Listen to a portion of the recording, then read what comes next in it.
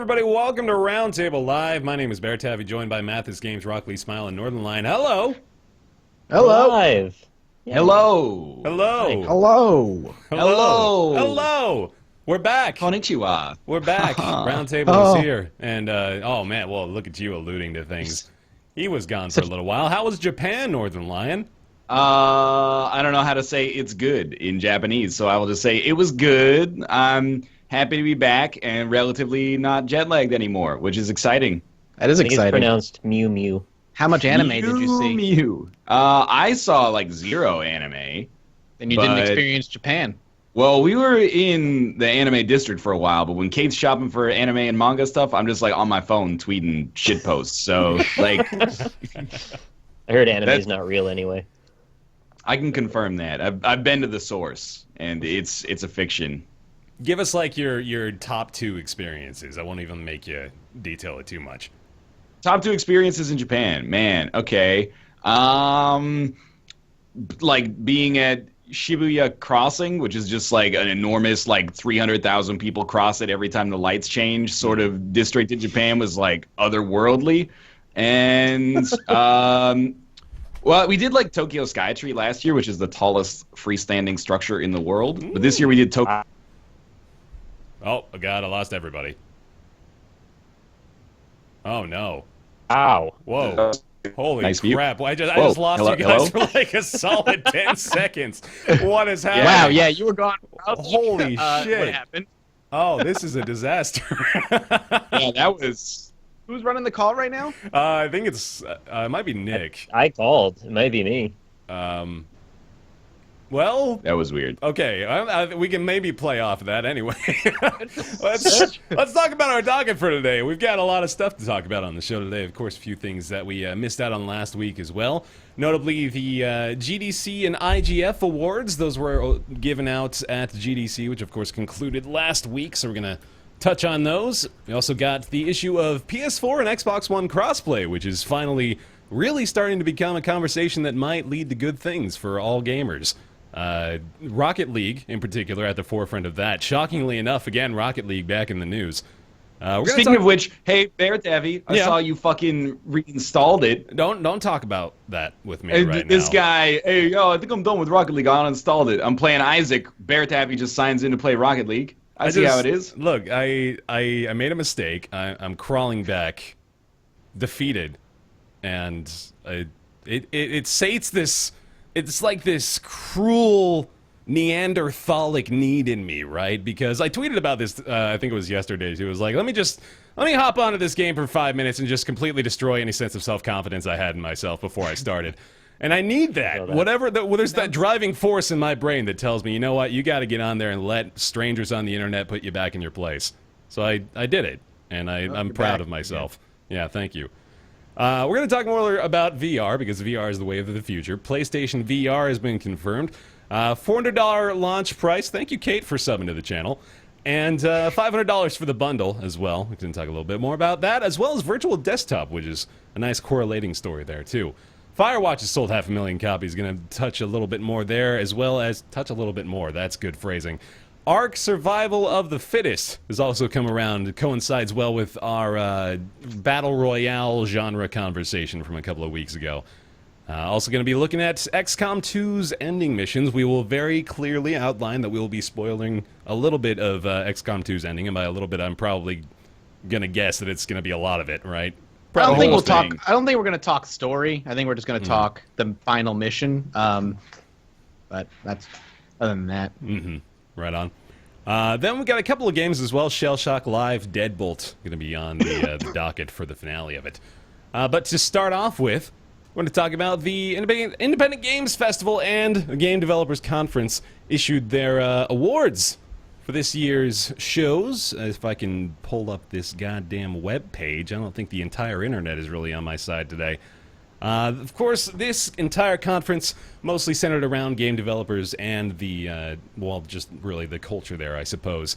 Well, personally, I consider this to be one of the more significant award shows in gaming. Not to discredit Jeff Keighley's efforts with the Game Awards or anything like that, but I feel like this is the, like, by the people, for the people sort of argument in gaming. These are the people that, you know, they know the stuff, they know the trade, and they are the ones that I feel are probably most qualified to issue out awards like this. Am I? Yeah, I feel like in a way, that Game Awards stuff or the Game Awards is kind of like the Teen Choice Awards. The People's Choice Awards. The People's. Okay, yeah, okay, the People's Choice Awards, which there needs to be a place for. Like if you have audience voting in your polls, that makes sense. Although I think there is an audience poll for the GDC Awards There anyway. is, yeah. Mm-hmm. But then the IGF Awards are like the Sundance Film Festival. Yeah. It's like it's a little bit more critic focused, a little hipsterish, you could say, or pretentious if you wanted to be on the negative side. And then the GDC Awards are maybe like the Oscars, or the Game Developers Awards are maybe like the Oscars. You're saying the teens have no voice in this then? The teens have no opinions on indie games? I think in a way... Not fair. The teens vote with their wallets, man. That's right. All right. They bought Firewatch, hopefully. Hopefully. A lot of people did, which is really encouraging, man. Like, I'm really excited to note on that again. But let's talk about the actual nominees and the winners and all the different categories here as well. This is always a fun game when we have award shows to talk about, too, because we get to, for the most part, at least play a little bit of a guessing game here. So let's start with some of the, not the simpler stuff, but just not the bigger awards here.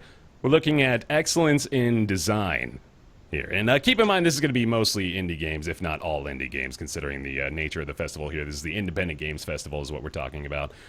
So for Excellence in Design, we had 6 nominees. Her Story, Infinifactory, Keep Talking and Nobody Explodes, Kingdom, Mini Metro, and Super Hot. So where were they leaning there? We'll open it up to discussion, but also maybe...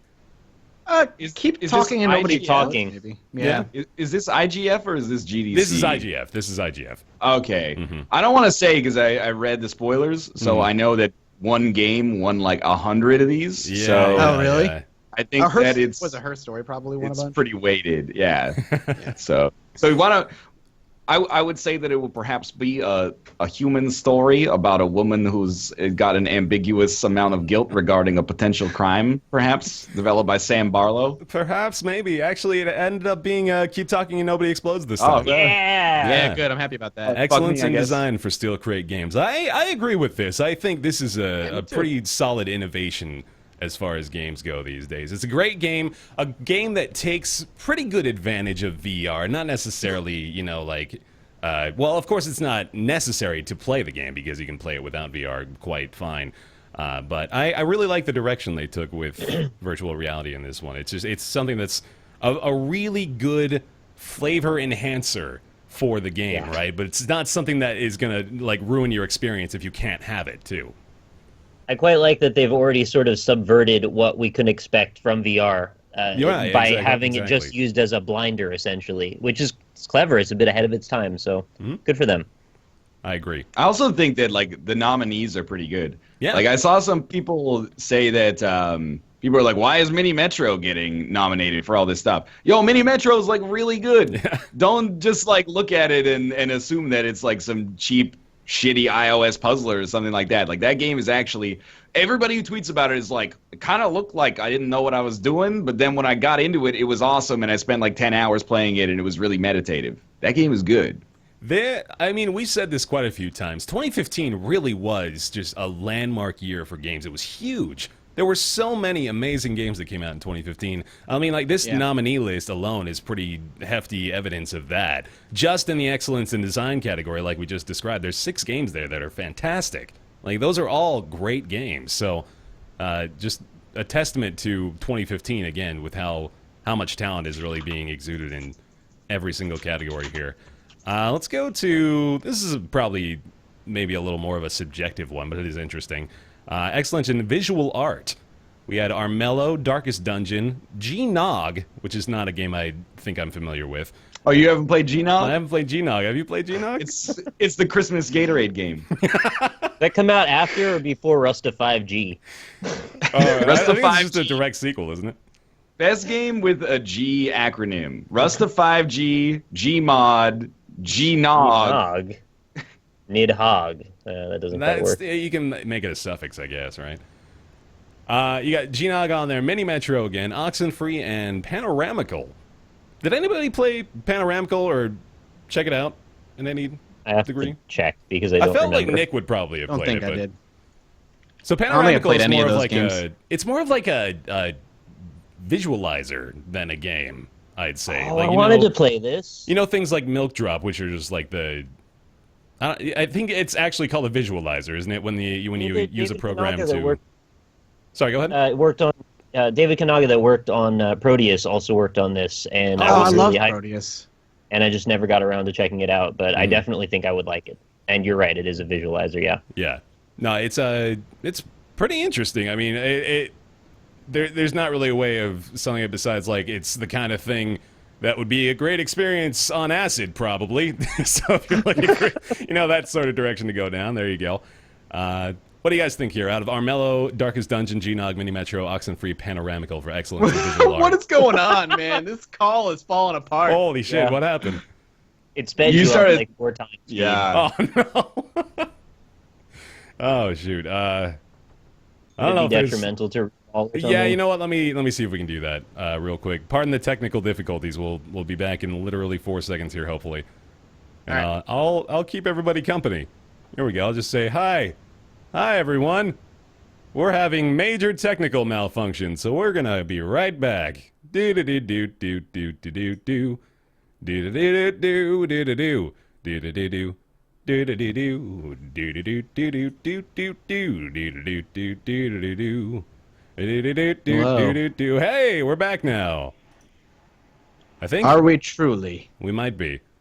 We'll be Alright. back as soon as these boxes go away. Yeah, exactly. Exactly. Oh man, one day we're gonna be on something different. One day we'll find a new. There we go. We're good. Yeah. Okay. Let me make sure we're not giving away vital information for your everyday life right here. There we go. All right. I don't know who won, but this seems like a plausible mini Metro victory to me. Okay. Is it design, you said? This is This is, excellence in visual design? Yeah. Visual art. Probably Darkest Dungeon, for me. I could see that. Yeah, I think Darkest Dungeon probably is the best one. Went Looks to great. You said Oxenfree. Oxenfree's there. Yeah, Oxenfree's Yeah. look good too. Oxenfree works. ended up being the winner there. Really, Check though, it out. I would definitely. Oxenfree looks good, but I love the art of Darkest Dungeon though. So No, I agree with that. To be honest, I think Darkest Dungeon. It's probably second place in quite a few categories here. Unfortunately, it's just coming up short of being excellent in one particular field, and then of course is competing against quite a few other great games for the title of IGF's equivalent of Game of the Year as well. So. Interesting there. Oxenfree, though, is a pretty gorgeous game. I actually haven't had the chance, as I mentioned, to check it out much myself. But you guys, anybody played Oxenfree? nope, not yet. I wanted to, but I haven't had the time. Supernatural thriller about a group of friends who unwittingly open a ghostly rift. I heard on Kotaku it's got more contents than Civ with the Brave New World expansion. Oh shit! Is that a new character you're trying out? That's supposed to be my impression of Ice-T, but it doesn't work too well. Man. All right. I like Ice-T talking about indie games. I can get on board with I'm that. a cop killer and a motherfucking handful. It doesn't really work. This is getting out of control. I wonder how Was Ice-T feels about Oxenfree Oxenfree. made by the same people that made Ollie Ollie? Ollie Ollie? That's a great comment. That is the best. I wish I thought of Kudos. that. Oh man, Night School Studio, the team behind Oxenfree. Doesn't look like they had anything else on their portfolio yet. All right, let's do a couple more here. We got excellence in narrative, which Her is story. Yeah, that's her. do we need the nominees are pretty good. I mean, like, this is yet another testament to 2015. We got Black Closet, Her Story, That Dragon Cancer, The Beginner's Guide, The Magic Circle, and Undertale. And honestly, like, with that nominee list, I feel like there were maybe a couple of games that didn't make it that I might have considered. I know Sybil was a game that got a lot of attention in the GDC Awards as well. I think that might have been like an honorable mention here too. Is that how it's pronounced? Because I'm I've pretty been calling sure. it. I've been calling it Sabella. I think it's Sybil. I'm pretty sure it's Sybil. Sybil. It might be Sybil. Sabella's big game hunter. So we're gonna all say her story here. Yeah. I mean, I want it to be beginner's guide, but I'm pretty sure it's not. It's her story. Her story takes it. And then let's go to... Well, the audience award was taken by Undertale, and Toby Fox actually whipped up a pretty awesome little video for that, too, so if you haven't seen that. Cool. It's like 15 seconds long, but yeah, it's funny. And then finally, the Seamus McNally Grand Prize. The IGF Awards. Nominees: Darkest Dungeon, Her Story, Keep Talking and Nobody Explodes, Mini Metro, Super Hot, and Undertale. First time we're seeing Super Hot in the nominee list here, too. Oh, actually, Streamer, it was nominated for Best Design. Oh, man, you're right. You're right. I got caught.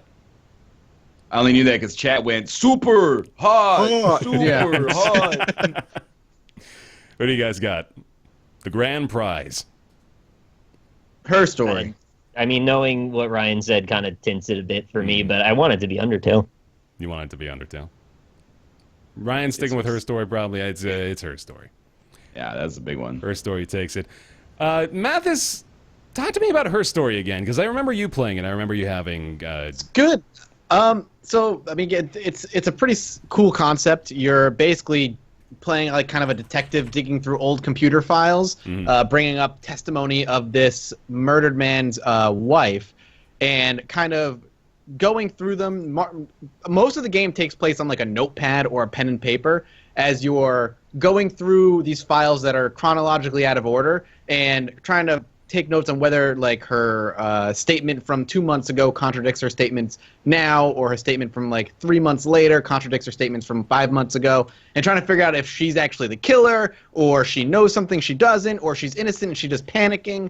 It's very much a puzzle story, a puzzle game with a heavy story that was kind of really interesting the way it was presented, because the actual game is presented like a 1995 computer screen, right. That you're just kind of digging through old files and stuff, and you're bringing up all these this footage of interviews that she had, and you're just trying to piece together like when this all took place based on some of her clothing and some of the dates that are on the files. It's really cool. I liked it a lot. It takes like the for real detective elements of L.A. Noire and actually applies them to real camera footage of someone. Yep. Yeah. Yep, exactly. It's FMV, as chat's saying. It's all FMV, which is true. It's all just this one woman acting in front of a camera, and she does an incredible job with it. You're just trying to figure out if she guilty. I mean, that's another part of Her Story too that I feel is maybe being overlooked a little bit. Is that, well, especially when I heard Sam Barlow talking about this as he was accepting the award at IGF, he was talking about how he is encouraging people to not just make the games that you think are going to sell or you think are going to be popular, make the game that you want to make. And he did that with Her Story, which is clearly a complete outlier in the gaming space right now, just because nothing like it, or at least I haven't seen anything even close to it definitely for like the last 10 years. Maybe like a bunch of those old school Sega CD games that pop up with the FMVs might be the most comparable example. Night Trap. Night Trap, there you go, yeah. We Why you apologize guys too, by have the to way. talk about FMV? This is you made chat go wild now that you're going to talk about actual FMV. I don't know why that's like a trigger for chat. It's Dan. It's Dan Giesling. Oh, God, Get him out of here. Dan He's in Meemsling. Yeah, basically, yeah. Also need to apologize for the fact that apparently Mathis's feed is transmitting 1 image per minute to us. Yeah, I don't know why that's the case. That's really weird. It looks totally fine on my end. Does Yeah, it? It must just be me then. Yeah. Your internet's Oh, like God. shitting on itself. Yeah, today. this has been a fun day so far. But Yo, why do we have Her Story but no his story. Oh shit! Where's Thanks a their lot, story? IGF. God damn. We already talked about Bear Story. Where's my story? But with Her Story, I'm like, I want to make the point that Her Story is an excellent game. Like, it is done really well, and the acting, obviously, as Mathis mentioned, is integral to the game working well. So I think a lot of credit needs to go to Sam Barlow and to, I'm sorry, I've forgotten the name of the actress. Do you remember, Matt? Oh, I don't. Viva Seifert, yeah. So yeah, credit to those two as well. Full motion Viva. Nice. Hey! The HTC Viva Surfer. There it is. Just like primarily, I think these awards or the award here, I think is merited just because not only is it something that goes completely off the charts of predicted games or indie games, at least, to come out right now, but it's just also did it really well. So big kudos there. It's really cool. And you know what kind of surprises me, and I mean this is kind of a shitty thing to say, and it's like it comes across like maybe even like a little classist, which is shitty. But the top prize of the IGF is still like 10 or 15 grand, and it's been like that since like 2006. And like indie games are big business now. Yeah, I don't know who's sponsoring these or how that happens, but that seems like before that could have been like, wow, like this game is now like it's changed my year. Now it's like if you came out with like Darkest Dungeon or even Her Story or a fucking Undertale, you're like, that'll pay for my programmer's like a quarter of his salary. Yeah, right. Like thanks for the $15,000. Thanks for covering the cost for me to get out to this event.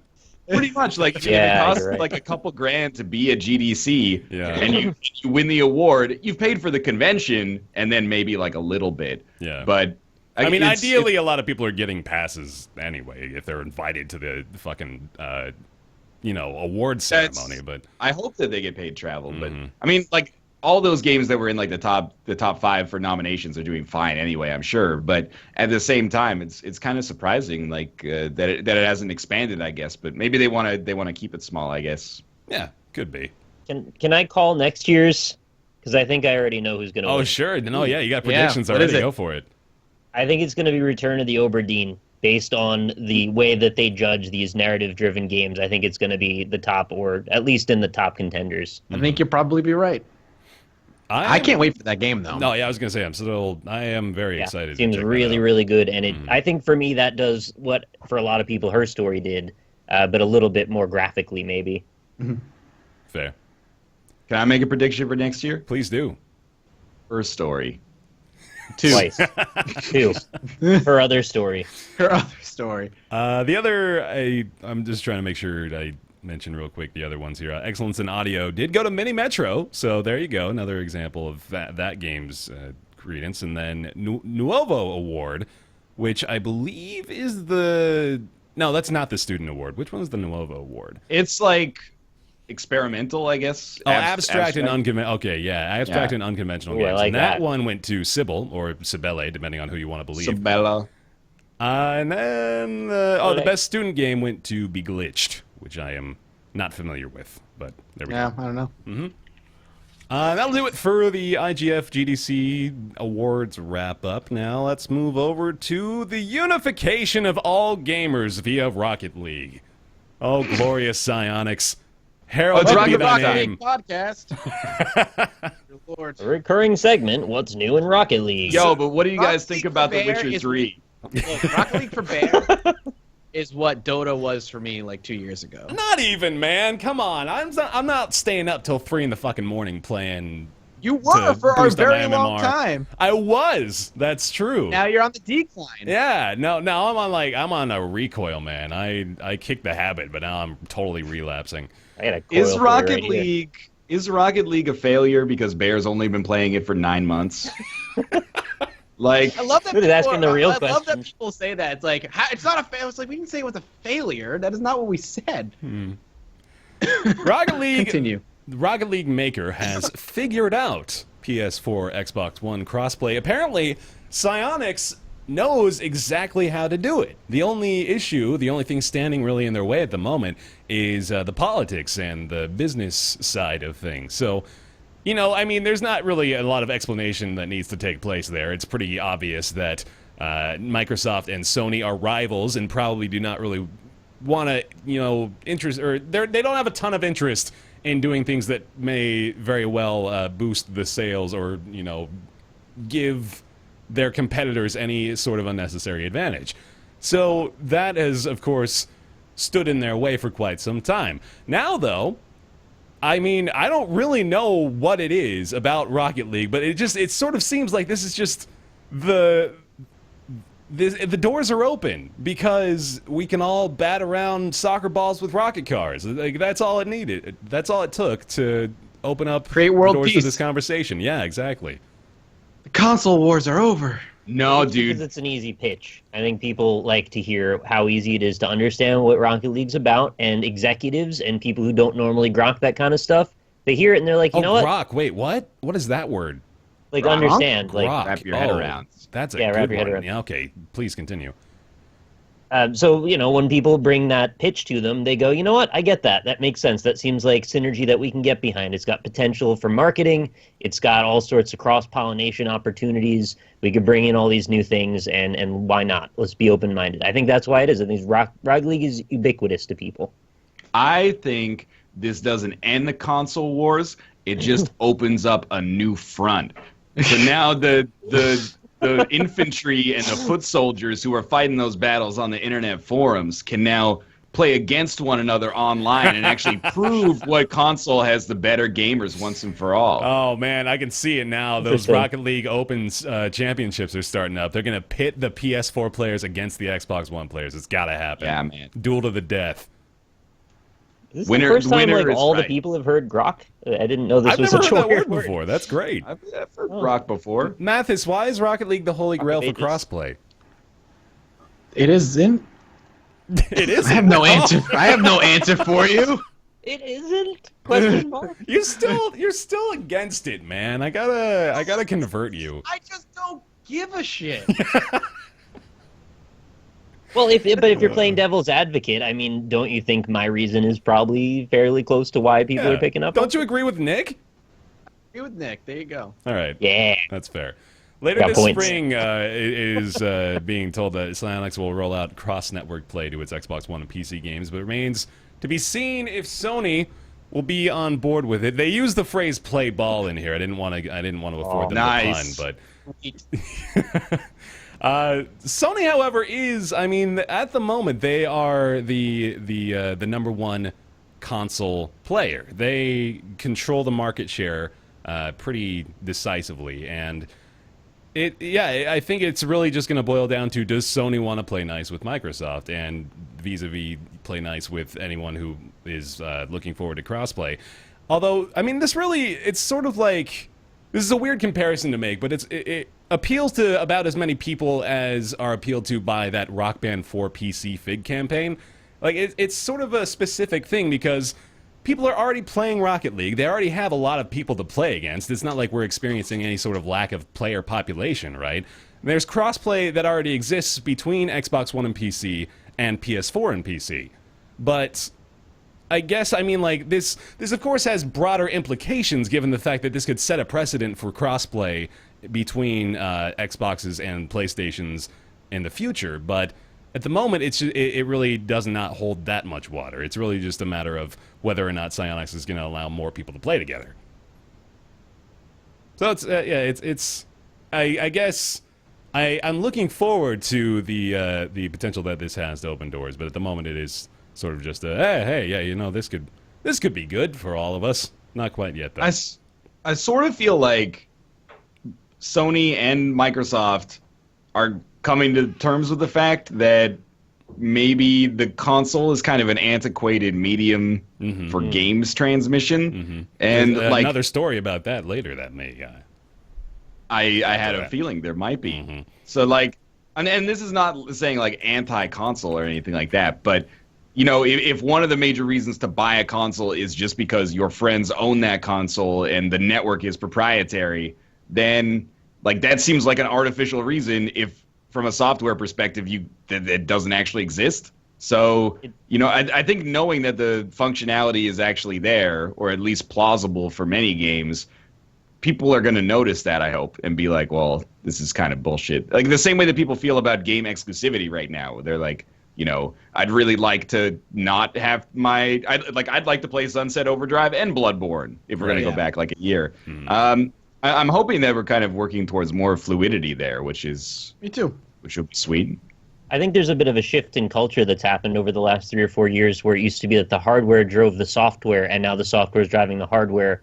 And now it's actually proliferated enough that people are taking notice with Steam being such a big distribution channel, so many indie games are filtering through so many ways they never had. All of a sudden, the software is the lead, not the big console that everyone's looking forward to. Right. So once that happens, all of a sudden the boundaries don't really make much sense anymore, and maybe it's time to start thinking a little bit more broadly than we had in the past. Yeah, absolutely. Yeah, so hopefully that does spark a whole new wave of conversations. It's exciting news, though. It's really cool because, I mean, up to this point, the closest we've gotten to being able to play against Xbox, or like pit Xbox and PlayStation players against one another has been, well, no, there really hasn't been anything. I mean, like, there's been examples of consoles cross-playing with PCs and cross-playing with Macs, and, you know, that's basically been it. So this is really, like, it's a whole new ball game. So, yeah, okay, there's the one Rocket League pun, I guess, that we had to get in there. You're allowed one. Worked. All right, let's keep talking about Sony with the PlayStation VR. Price was announced last week. The VR I told you itself it wasn't going to be $200. Yeah, man, it's only $400. What was really interesting about that news was that they were like, it's going to be a profit generator. Yeah, like they said that at selling them at $500, it's actually making them money on every unit sold, which is surprising. Considering like the price point of the Oculus and the Vive, you know, I'm not disparaging either of those products, obviously, but it was pretty amazing that maybe they're making it really cheap for whatever reason. I don't know if that reflects on its quality or anything like that, but it's surprising. I think that's the key there is like, what are we getting for $400? What is the quality? What would be the restrictions? I know Sony has said no game will be greenlit on the PSVR unless it hits 75 frames a second. And did they say 75? I think it was 75. I'm almost positive it was 75. It might be 75 hertz. I know I heard 60 at least, but I don't know if they set like a threshold. It needs to meet a minimum requirement for it to even be able to be on the VR. But the thing is, like, $400 for VR where we currently sit is cheap.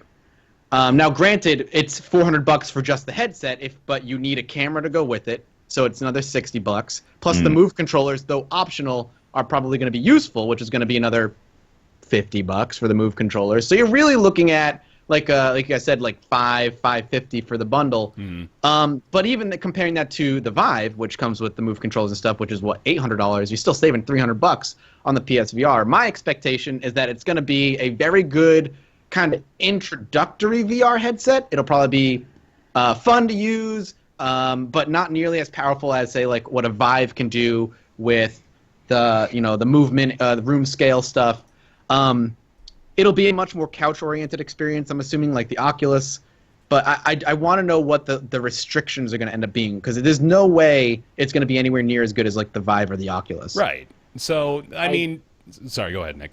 I'm kind of amazed that it was able to come out that low, and then they even say they're making profit, because not only is it the headset, but it also is this box that is doing something with the signal. Right. I'm not exactly sure how to explain what it's doing, but it's doing something with the frame rate to allow it to be fast enough that the lens works properly with it.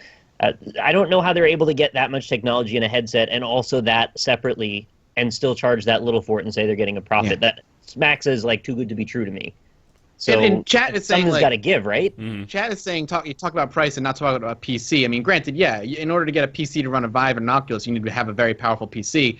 But you can say the same of like, well, you can't get a PlayStation VR without dumping $400 on a PlayStation console. You need to altogether. You're looking at, if you want PlayStation VR, much like if you want a PC VR, you need to buy the PlayStation $400, PSVR $500. If you want to sit down when you're playing PlayStation VR, you got to consider you need a chair, right? You got to be. There's rent as well. Yeah, no, right? But like you can't be like, well, don't forget about the PC price. I'm like, yeah, but there's a PlayStation price that comes along with it. I just don't know. It's just the cheapest option besides gear, obviously, but like gaming option, PlayStation VR will be the cheapest. And I already know people who are planning on getting the PlayStation VR who have PCs that are powerful enough to run like Vive and Oculus, but they want to get the PlayStation one because it's a cheaper entry to barrier, or barrier to entry rather. And I think that's where the PlayStation is going to succeed, in that the VR price tag is going to allow people who are interested in VR to grab it, but not diehard fans of it, like people like us who may have already tried it and really love it. Yeah, I mean, I think that's got to be what they're aiming for too. I think Sony's not dumb. They know who the competitors are. They know who's dominating the marketplace right now. So they're very well aware of the fact that Oculus and Vive have sort of a corner on the PC market, so naturally, well, of course, A, they're the PlayStation VR, so they're probably going to be on the PS4, but then B, like, that is their target audience, is the people that really aren't sure whether or not this is something that they want to get into. So this is hopefully going to push a lot of people from early adopter into, getting into the trend, ideally, when it starts to develop, that VR will hopefully create. So I like this as an entry-level headset. Spec-wise, like, I'm looking at the full specifications page right now over on the PlayStation VR website, and it doesn't really seem like it's that different from the tech specs on the Vive and the Oculus. I mean, you've got the 1080 resolution on both eyes. Well, okay, apparently it's got like a 960 or something like that. I don't know exactly even how to read what they're telling me right here on the page, but I have read that the resolution is a little worse than it is on the Vive and the Oculus, so there's that.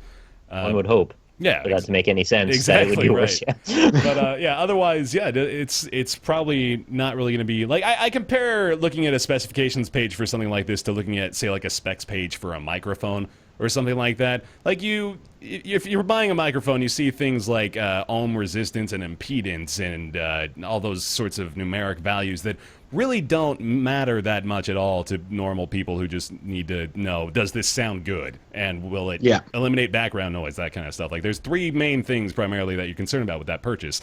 I think the same thing applies to VR, where you're mostly concerned about a few things. A, does it have a high enough resolution?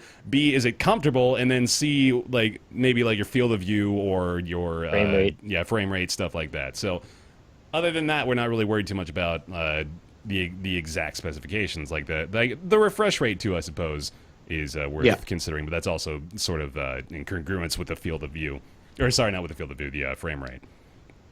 I mean, I think people going into grabbing the PSVR should just understand that I don't think you're going to get the same experience as you would get with an Oculus or a Vive, but I think you'll have a good entry-level experience nonetheless. Mm-hmm. It's going to put a little bit of the onus on the developers to be able to work around the specifications to create things that aren't limited by the hardware. And if they're creative and they do it right, they can make some great stuff. It's just going to be that you can't expect perfectly naturalistic graphics on this anymore. It wasn't really happening on the PS4 as it is. But this is a limiting factor that's going to take it down a couple notches. Yeah. It's going to push the PlayStation 4 even harder. So you're going to see a lot less good-looking games on the PSVR. One thing I do want to point out, this isn't even necessarily like completely irrelevant to the PlayStation VR. It's just the fact that they do this. Can we not restrict the time frame of pre-orders anymore? Like, pre-orders in and of themselves are a promise to purchase the product, but now they're saying pre-orders will be available soon. It's just such a ridiculous you want to pre-order concept. the pre-order? Yeah. Why do we need? Why is that on a Sign schedule? up here to be first in line to pre-order a thing to then get it early. How deep is it gonna go? It's getting ridiculous. This is going to be out in October of 2016, but pre-orders are not available until March 29th. So if you were hoping to promise Sony that you would give them money later this year, you're going to have to wait until next week to do that. Sorry in advance. The Oculus is going to be in homes in a couple of weeks. Yeah. No, it's in there, man. Yeah. And then the Vive 2 is going to be shipping very shortly as well. Mm-hmm. The Vive 2. Yeah, they've already you missed the pre-order schedule. Yeah, you're God damn it. It's all moving too fast, man. Speaking of things moving pretty quick, we now, I don't know if you guys have seen this already, just a quick little teaser. I'm not going to show the whole thing, but I'm just going to show part of it now for Virtual Desktop 1.0. So this was just put up on YouTube a couple of days ago. It's pretty much exactly what it sounds like. So it is the Sit Oculus... on a mushroom and watch videos? Yeah, more or less. Look, dude, till you try it, don't fucking rip on my branch mushroom experience anymore. It's a beautiful thing. I want to give you some credit, Bear, because you answered a question that no one else could answer, and that question was, when you get your new Oculus Rift and pop it out of the box and hook it up, what's the first thing you're going to do with it? when I posed that question to Twitter, 90% of the responses were porn. Yeah. And I'm not even saying it like I have a problem with that or anything. It's just like I wanted to aspire to something that was a bit more catered to this technology. And I suppose desktop VR would be at least a step in the right direction for that. Look, man, we can all sit here and pretend that we are interested in these 3D panoramic pictures and we want to watch Cirque du Soleil perform for us on our couch. But let's be real. We all just want to see some virtual titties, don't we? Come on. Let's be honest with each other. It's part of the plan. It's part of the long-term plan. It's just not the outset move. So you guys are seeing on the video feed, if you're watching live on Twitch or on the VOD on YouTube, you're seeing a video of virtual desktop. And, well, okay, so in a nutshell, a lot of it is basically, oh, I can do exactly what I do on a PC, but with a headset on. Right? Yeah. Like you're sort of looking around at your desktop and you're watching video and stuff. Like what's happening now is you're seeing the desktop showing up on the monitor, and this is actually what the home theater looks like in Gear VR as well. So I guess the Oculus one is the same, which isn't surprising. But yeah, this is like the home theater setup that you see in your headset. So it's cool, of course, that you can, you know, connect your desktop, what you're seeing on your desktop, to the VR headset, which is, you know, that I think it's more, it's not really trying to necessarily to impress you with what's going on screen right now, but this is more of like the foundation for what VR can be. So like when we can connect our actual desktop projection to what we can see and hear, of course, that I imagine would open up ways to integrate a whole bunch of other stuff too. So it's good. It's getting us further. Or it's getting us closer to that Wall-E reality where none of us ever have to leave our chairs and it's all just integrated I don't into our know, brains. man. I've been biting my tongue this whole time, but I feel like the technology that is really going to make VR sing, maybe not the technology, but the software that is really going to make VR impressive is not just what we think it will be right now. Like, I think it's going to be stuff that we won't be able to really understand until we have like a few years with VR. Like, I keep watching this stuff, like a virtual desktop, there's got to be some form of that so you can navigate, you know, your computer in VR like, this space. is a foundational thing is basically what I'm getting at. But I like in the trailer he also like goes and sits in a movie theater and it's just like an empty movie theater, he's watching a movie, and I'm like, why is that still the thing that is like the selling point? That's like whenever they do like motion controls and they're like, you can, when you wave your arms, you wave your arm on the screen. It's like we were cool. originally being pitched the Kinect. Like the entire idea of the Kinect was what we were being sold on. I'm with you, man. I don't want to sit in a freaking virtual movie theater with a heavy thing on my head for no reason when I could just not be wearing that. Yeah, or like, I guess have it optimized to actually fill the space of the VR or something more VR specific than just basically filling your field of vision with like empty chairs. Yeah. Like that. To me, you actually feel like you're surrounded by empty chairs, Ryan. But I mean, don't you want to do. Like, I mean, you do. Let's be real. But don't people want the experience of being at the movie theater, but like at home? I mean, but they want it because of the big screen and the sound and stuff like that, right? And the popcorn is not like, I want to sit in this room. No, honestly, my favorite the room part is is the not the upholstery around me. That's really what, like, that makes the whole movie-going experience for me. I don't know, man. I just feel like this is like tech demo stuff, and we'll look back on this in like, I hope we'll look back on this in like 10 years and be like, remember when we thought VR was going to be like, everybody would put on their headset and sit in a virtual movie theater together? Like, I hope that there's going to be stuff that right now... Or it's going to be like, Ryan, I'll see you in the virtual movie theater later tonight. You'll be like, yeah, man, we'll both put on our headsets and go look at like a shitty 3D model. Because it's not like it takes a picture of your HoloLens, body. man. The HoloLens. I don't know, man. Like, I know we do like VR Corner every week now because there's always VR news, but like I'm still waiting on... The Vive did it for me with Fantastic Contraption, and I was like actually building shit and watching it go and then like able to move around the environment, and it felt really immersive. But like all these movies, man, I'm like, just remove the new roller chairs. coasters. Exactly. It's like I also don't care about like a roller coaster sim on VR. Oh, At least I want to do it once, and then exactly. I'm Yeah, I I want to get the one app that every piece of VR is going to come with that lets you ride a roller coaster, and then I'm done. And you will puke afterward. It is not a fun experience. Why is it so bad for the motion sickness? I don't really know why. Because my body's expecting like the force, and then we go down, and you're like, oh, so then my stomach sinks, but doesn't get like the force, and it's just okay, it's a disconnect between your mind and your body. I got it. And I want to vomit. Dude, some of the rides at Universal Studios Japan hit me hard with that. Like, there's some that are roller coaster simulations, but the chair just it isn't a roller coaster. It just like tricks your brain into thinking it. Oh, really? The Spider-Man ride drops you like 400 feet in simulation, but it actually drops you like 2 inches in real life. And I was like, man. I'm gonna die. Well, okay. To be fair, again, I mean, like with the video we're watching here, this is literally a tech demo, so we shouldn't set the bar too high for what we're expecting from this. But as far as how VR is impressing me beyond the novelty of sitting in that home theater, I believe I talked about a game, Esper. I think it is. I'm pretty sure it's called Esper, yeah.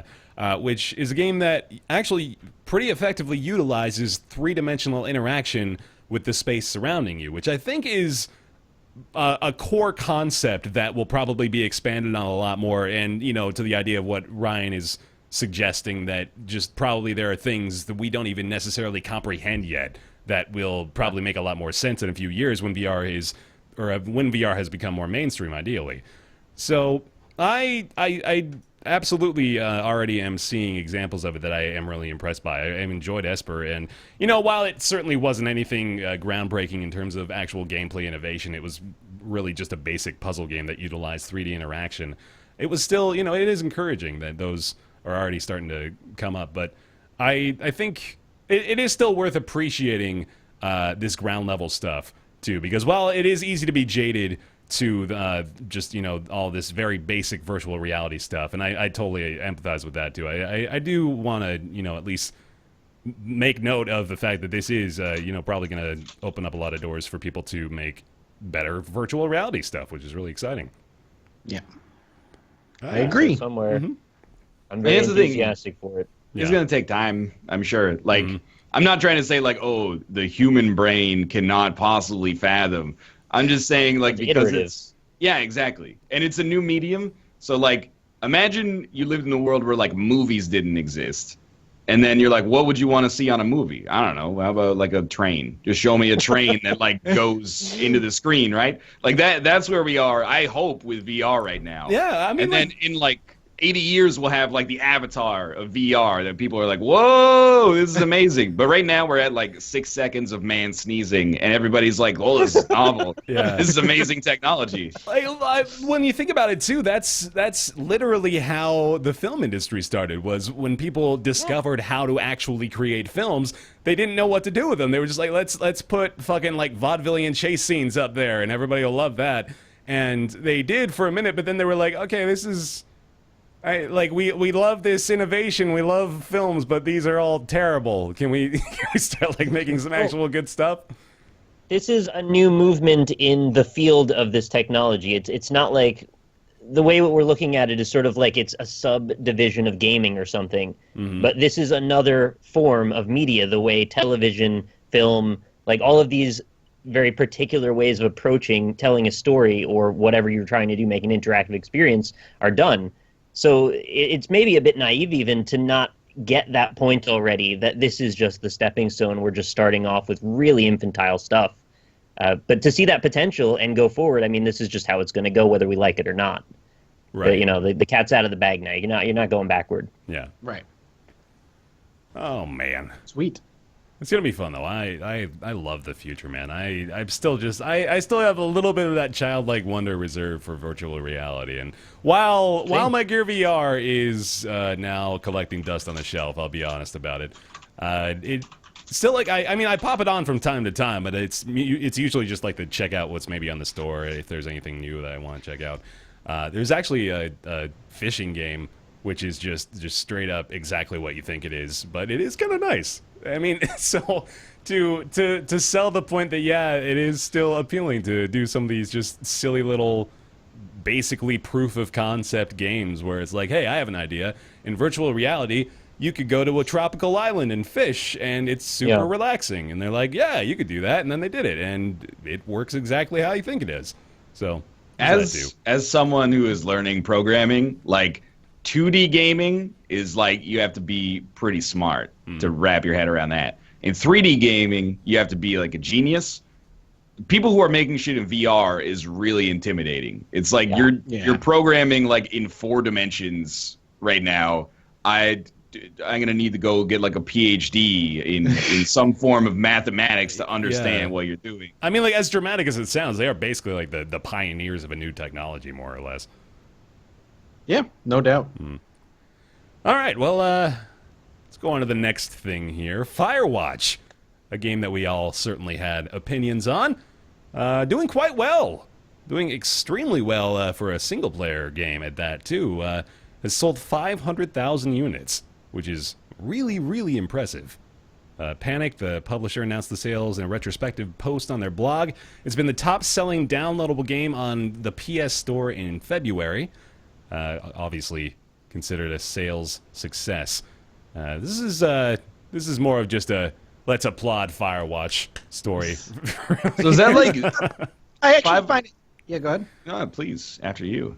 I actually find it interesting because another sales figure got released that was in a similar genre. Soma has only sold 250,000. Wow. All right.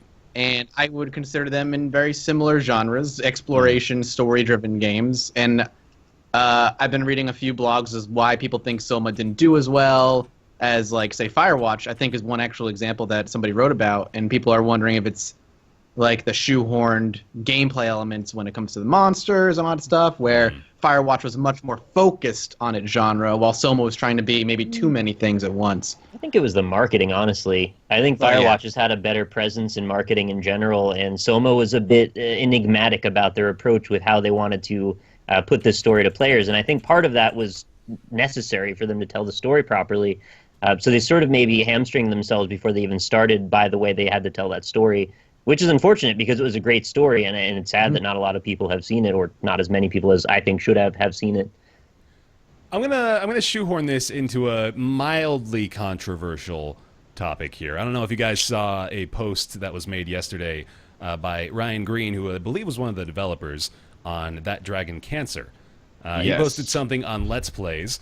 The main note, I won't read the whole thing or really even summarize it. Just the main note here was that well, let's just read the last paragraph here. It says, we're asking that you return the favor in creating Let's Play videos, that you don't just rebroadcast the entirety of our content with minimal commentary, but instead use portions of our content as a context to share your own stories and start conversations with your viewers. We'd encourage you to link to our site and directly encourage viewers to support our work financially through buying the game or donating $1 or $2 to our studio if they believe that what we did has value.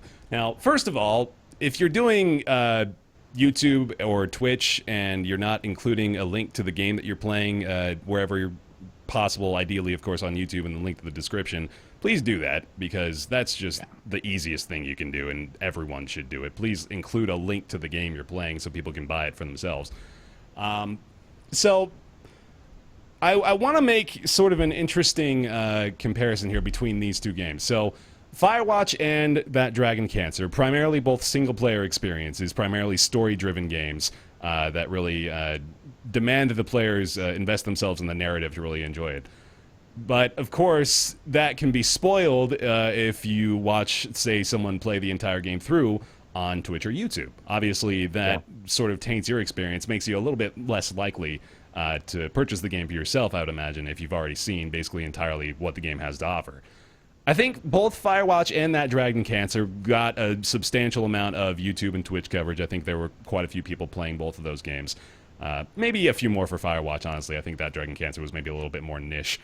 But still, like they both present the position of games that require you to, or really just games that are only good for one sitting, more or less. Not a lot of replay value there. So I sort of just want to hear opinions just based on the statements there. Just whether you guys feel that like the single player experiences are, you know, whether or not his point is valid, I guess, because when you look at the sales figures too, you see that Firewatch obviously doing quite well, 500,000 units sold, compared to that Dragon Cancer, which didn't do quite so well.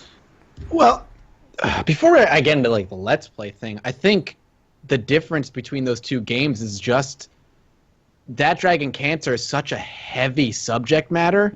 I think a very small portion of people actually want to go and play it. I did not pick up that game because I don't want to deal with that kind of that particular thing. I've dealt with cancer more than my fair share in life, and I know the pains, and I don't want to go play that game. And I think that's the line there. I don't think the Let's Plays have hurt that Dragon Cancer. I think there's just a lot of people who don't necessarily want to broach an uncomfortable subject matter like that because it's just not comfortable. Whereas Firewatch is one of those games let's be fair though. Firewatch did have pretty heavy subject matter too, pretty emotional experience. But it blindsides you, and you don't know what's coming. Yeah, exactly. It's a little bit more different, and the way it's presented, even just graphically, is a lot more lighthearted. There's a lot more comedy involved in it. Well, I mean, no, the start. I mean, think about how the game introduces you to what's going on. Sure. Yeah. I mean that. Yeah, but you don't have spoiling the actual twist. It doesn't come out and say this is a game about blank. Yes. Right. Right. And I would say with games like Firewatch, I think you got two types of people: people who are gonna play Firewatch, but they want to see what the game is like first, so they'll watch like maybe an episode or 10 minutes of an episode and be like, "Is this something I'm into? I'll go check it out." And then people who are like, I could take it or leave it. I'll just watch somebody play it. I'm hard-pressed to say Let's Plays are the reason that Dragon Cancer didn't do well. I just think the subject matter is super freaking sensitive for a lot of people. Yeah, that's a good argument. I feel like I actually empathize with the post a lot. And I think it's easy to be like, like Phil Fish style. Like, if you don't want us covering your game, then fine. Right. Like, enjoy the lack of free press. Yeah. But I think there is probably a certain contingent of people who would have bought the game that instead just watched it. I don't know what percentage it is. I don't know if it's 100%. I don't know if it's 2%.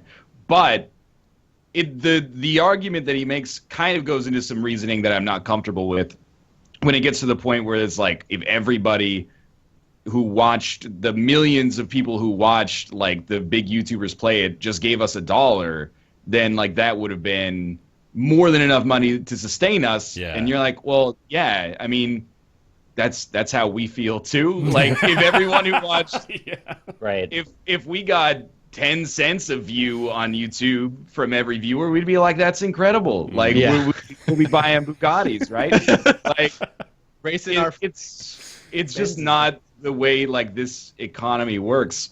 Totally unrelated tangent there, real quick. I read something online the other day that said like the average Bugatti owner, like the average Bugatti shopper, owns something like 9 cars, a jet, and a yacht. Like, that's their average assets. Every YouTuber. And like, when you get to the point where you're kind of like, well, even if you're thinking like 10% of people who watched a 1 million view video were actually going to buy the game, like, you're incorrect. I'm not going to be rude and say you're out of your mind, but you're incorrect, you know? It's just the way that this kind of online economy works, that maybe only 1% of those people, or 0.1% of those people, were ever going to buy the game anyway. Which is still shitty that if like 0.1 or if 10% of that 0.1% would have bought it, that would have made a huge difference, maybe financially. But it also depends on the YouTuber too. I mean, and their audience. So as an example, Jacksepticeye covered that Dragon Cancer. If you think his audience is going to buy that game, then you're nuts. Yeah. His audience is kids, and they don't watch him. They don't watch his channel for the games he's playing. They watch him because he's like screaming all the time, because high he's energy. Jack. Like, yeah, exactly. Yeah, exactly. So I mean, you also have to look at the people who are covering your game, and there's a reason I think a lot of people don't cover single player games as well, because it's not as engaging as something like a roguelike, where I can play it and somebody else can play it, and we have 2 totally different experiences, and it's a symbiotic relationship. Ideally, it would always be a symbiotic relationship. And yeah, agreed. I have some pretty strong opinions on this one too, because I've fought this very concept a lot in my own mind, having done a Let's Play the Beginner's Guide, which is a very one-time playthrough game. At the end of the whole thing, I was really moved by it. I thought we had, like, the whole experience between me and the community, having experienced it together, was meaningful. And I felt legitimately guilty for having potentially taken away sales from them. And I kind of just, like, apologized at the end because I didn't really know what else to do, because I didn't know what the game was. I played it blind. Yeah, I mean, you've probably got a bit of a pass with the Beginner's Guide in particular. I think you don't need to worry so much about it. No, I know I probably don't, but at the same time, it's a bigger issue than just that one game, and how do you approach those sorts of games exactly in the future, because the same sort of thing happens with Soma. I like to believe that I get into them with such a frame of mind that we're having discussion throughout it, and it's transformative in more than just the minimum way that people do to post YouTube content and stuff like that. But it doesn't always hold up for every Let's Player in every situation for every game. So to make a broad generality and say, like, this is the policy we want to have, live by it or don't, we're going to have problems if you don't, like, that seems overly reductive for them to make a statement like that. And it sort of undermines the symbiosis that we have for the good experiences. And there's going to be bad experiences no matter who you're talking to. You're catering to the least common denominator. When you put a game out into the public, there's always going to be people who play it in a way that undermines the content. Hopefully there's enough people who add to the content, though, to make it worth it and pass on that link and make you buy it. Yeah. That's all I can do is recommend that people buy it. Right. Like, I want to mention, by the way, real quick, like, I don't want to make this seem like we're throwing shade of any sort at the Dragon Cancer, or that Dragon Cancer, the developers of that game. I think this post was not made in any malicious manner. I think, in fact, they're mostly concerned with the people that were purely, like, posting gameplay, just, like, posting straight-up ripped videos of the game without any commentary. I think that's for the most part what they're concerned about. But they talk about, this is another point that Mathis made that I want to get back to. They talk about the millions of views that the game generated on YouTube, right? Like, they talk about just the millions upon millions across different channels. I'm gonna go to YouTube right now and see the top search results for Please that. Please do. Yeah, no, that's extremely relevant. Because talking about Jacksepticeye and people like that, Mathis made an excellent point, which is really, like, the major point that needs to be made here, is that a lot of the time, for those big YouTubers, they really do not care what they're playing. It almost literally doesn't matter. Like, they're pulling up fucking Flash games I remember playing back in, like, 2009, just for myself, and they're getting, like, millions of views with that stuff. I don't think the developers of Stick RPG are throwing a bunch of fits about it, but I'm looking at the top search results, and it's like, number one search result, Jacksepticeye, 2.5 million views. Yeah. That probably accounts for the majority of the millions they're referring to. Too. Next is I Has Cupquake. She did it in 2 parts. Those both parts total 700,000.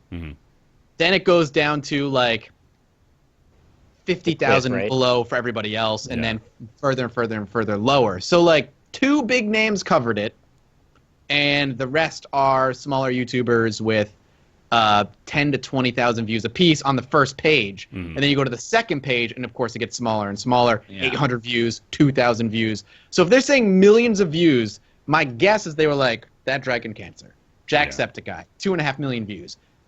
Do they not realize his audience is kids? And I Has Cupquake, I'm vaguely familiar with her, and she's mostly known for Minecraft, I think. So, yeah. And that kind of thing. So, like, the audience of those 2 YouTubers together, I think, are relatively young.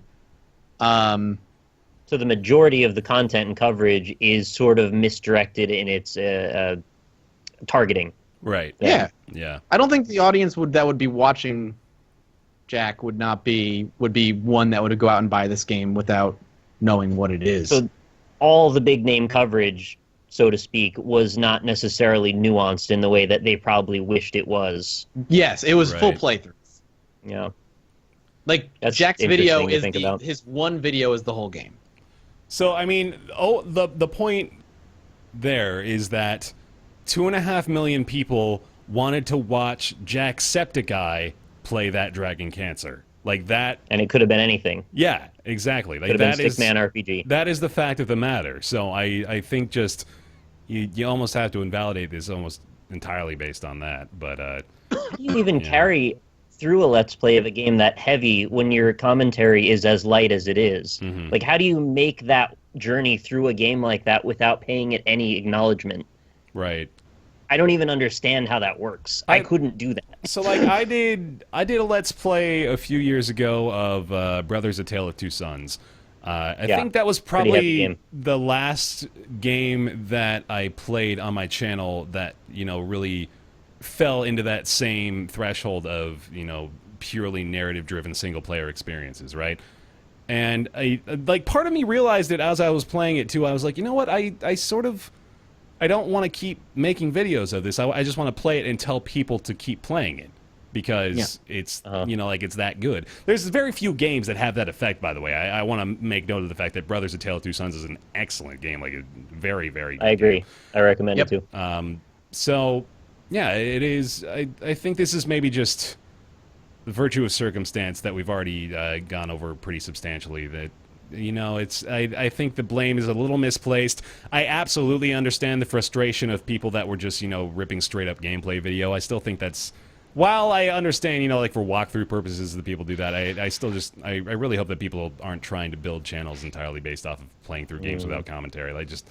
I don't know about that, but people rip trailers and monetize them. I've seen that happen a lot. Yeah, that too. It's just there's a gray area all the time, man. But yeah, I just I don't know. I've been quiet over the past little bit because I do feel like it's like punching down a little bit. Yeah. It's like, not only was your game it comes from an incredible place of personal tragedy, then it wasn't financially successful and you vented about it. Here's why your vent post is bullshit. Yeah. But I do tend to agree that this is I mean I guess I never saw, from my preconceived notions, I never saw That Dragon Cancer as a game that was going to be financially successful.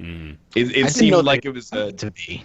Yeah, right. I mean, it's of course you want it to be because you have a team of people working on it and you're putting it for sale. But I figured that it was kind of like a personal project that it was born out of this period of incredible tragedy, and then it was going to whatever happened. I guess it was to make the game as almost like a therapeutic experience. And it's not to say making it and also wanting financial support out of it is not noble or something like that. But right. I guess I tend to agree that if the majority of people who watched it on a channel that is probably not really demographically focused around selling the game, then I don't think you can really look at that as lost sales. Yeah. If anything, it's probably promotion. But and I know a lot of people are saying well, YouTubers have sold me games too. If I hadn't watched NL, I wouldn't know about Isaac, or right. People are talking about Stardew Valley. But it's a little different in that those games are also mechanically focused, as opposed to a game I mean, even Brothers has puzzles and stuff in it that kind of drive gameplay. Something that's explicitly narrative focused is a little different. But at the same time, I do believe the post is kind of misguided. But I hesitate to be which is why I don't think it was so heavily covered. When you YouTube it, no big names with the exception of one covered it. You know what I mean? Yeah, I mean, I don't want to beat a dead horse here either, but it's just you're making a good point. On the flip side of this coin, how many people would have even known about That Dragon Cancer were it not for Jack's video? Well, I feel like it was a game that got coverage from traditional sources because it has a great story. So writers were writing about it and bloggers were blogging about it, but videos, Let's Play is a little bit less so because it's less engaging for video content, I think. Yeah. It's difficult for people, I think, that take it on seriously the way that it needs to be taken on to be that vulnerable and emotive while they're playing through a game like that. You have to be in a very particular headspace, and to allow the audience to see you actually taking that information in and internalizing it is difficult. Right. So expecting that from people who necessarily are there to make you laugh, it doesn't necessarily mesh. And I don't think there's anything wrong with that. It's just it didn't hit the right people that would play it the right way. Right. I think that's that there. Cool. Glad we brought that one up though. That was a fun conversation. A good discussion, yeah. Mm-hmm. So let's have a salty conversation just to balance things out a little bit. Right. Ark Survival of the Fittest was announced last week. Free multiplayer online survival arena, a MOSA, I guess is what this is being called. Oh, shit. Then add multiplayer and some mimosa. Nice. Oh man, I was trying to think of a way to do it. I'm glad you were quick on the draw. Well, I mean, it already has multiplayer, so it was a bit of a stretch. Yeah, but, a multiplayer online survival arena. There you go. Pits as many as 72 combatants against one another in the strollo survival and a harsh threat to you fight people in Ark, more or less. Yet another in the long list of entries now in the what has apparently been dubbed the MOSA genre, not necessarily an acronym that I want to get behind at the moment. So, I mean, this is how. When does it end? when will we stop? When people stop buying them. Yeah. Have we reached peak cynicism in the Critical genre mass, already? Man. I played the Culling for the first time yesterday, and I was like, this is pretty novel. This is kind of fun. Okay, so you're new. I wouldn't say it was novel, but it was fun. Well, I didn't touch H1Z1 Battle Royale, or I don't even know what the other ones are at this point. DayZ. Is Rust like... Well, Rust is... DayZ doesn't have like a King of the Hill mode, does it? They do tournaments for it. They do their own little like 21 player like survival mode thing. My perception of this right now is that it's kind of like I hope it's like when people were making custom games for Warcraft 3 and StarCraft, and then they're like, oh, how many like Dota mods do we need? But now MOBAs, they were their own genre. Yeah. I've still got at least like I think a year until I'm sick of these ones in the same way that I'm sick of like open world survival games. And it all started with Arma too. Arma mod that created this like battle royale thing. Yeah. It's good. No, I mean, I think Culling's great. Don't get me wrong, and people love Ark, so that's good.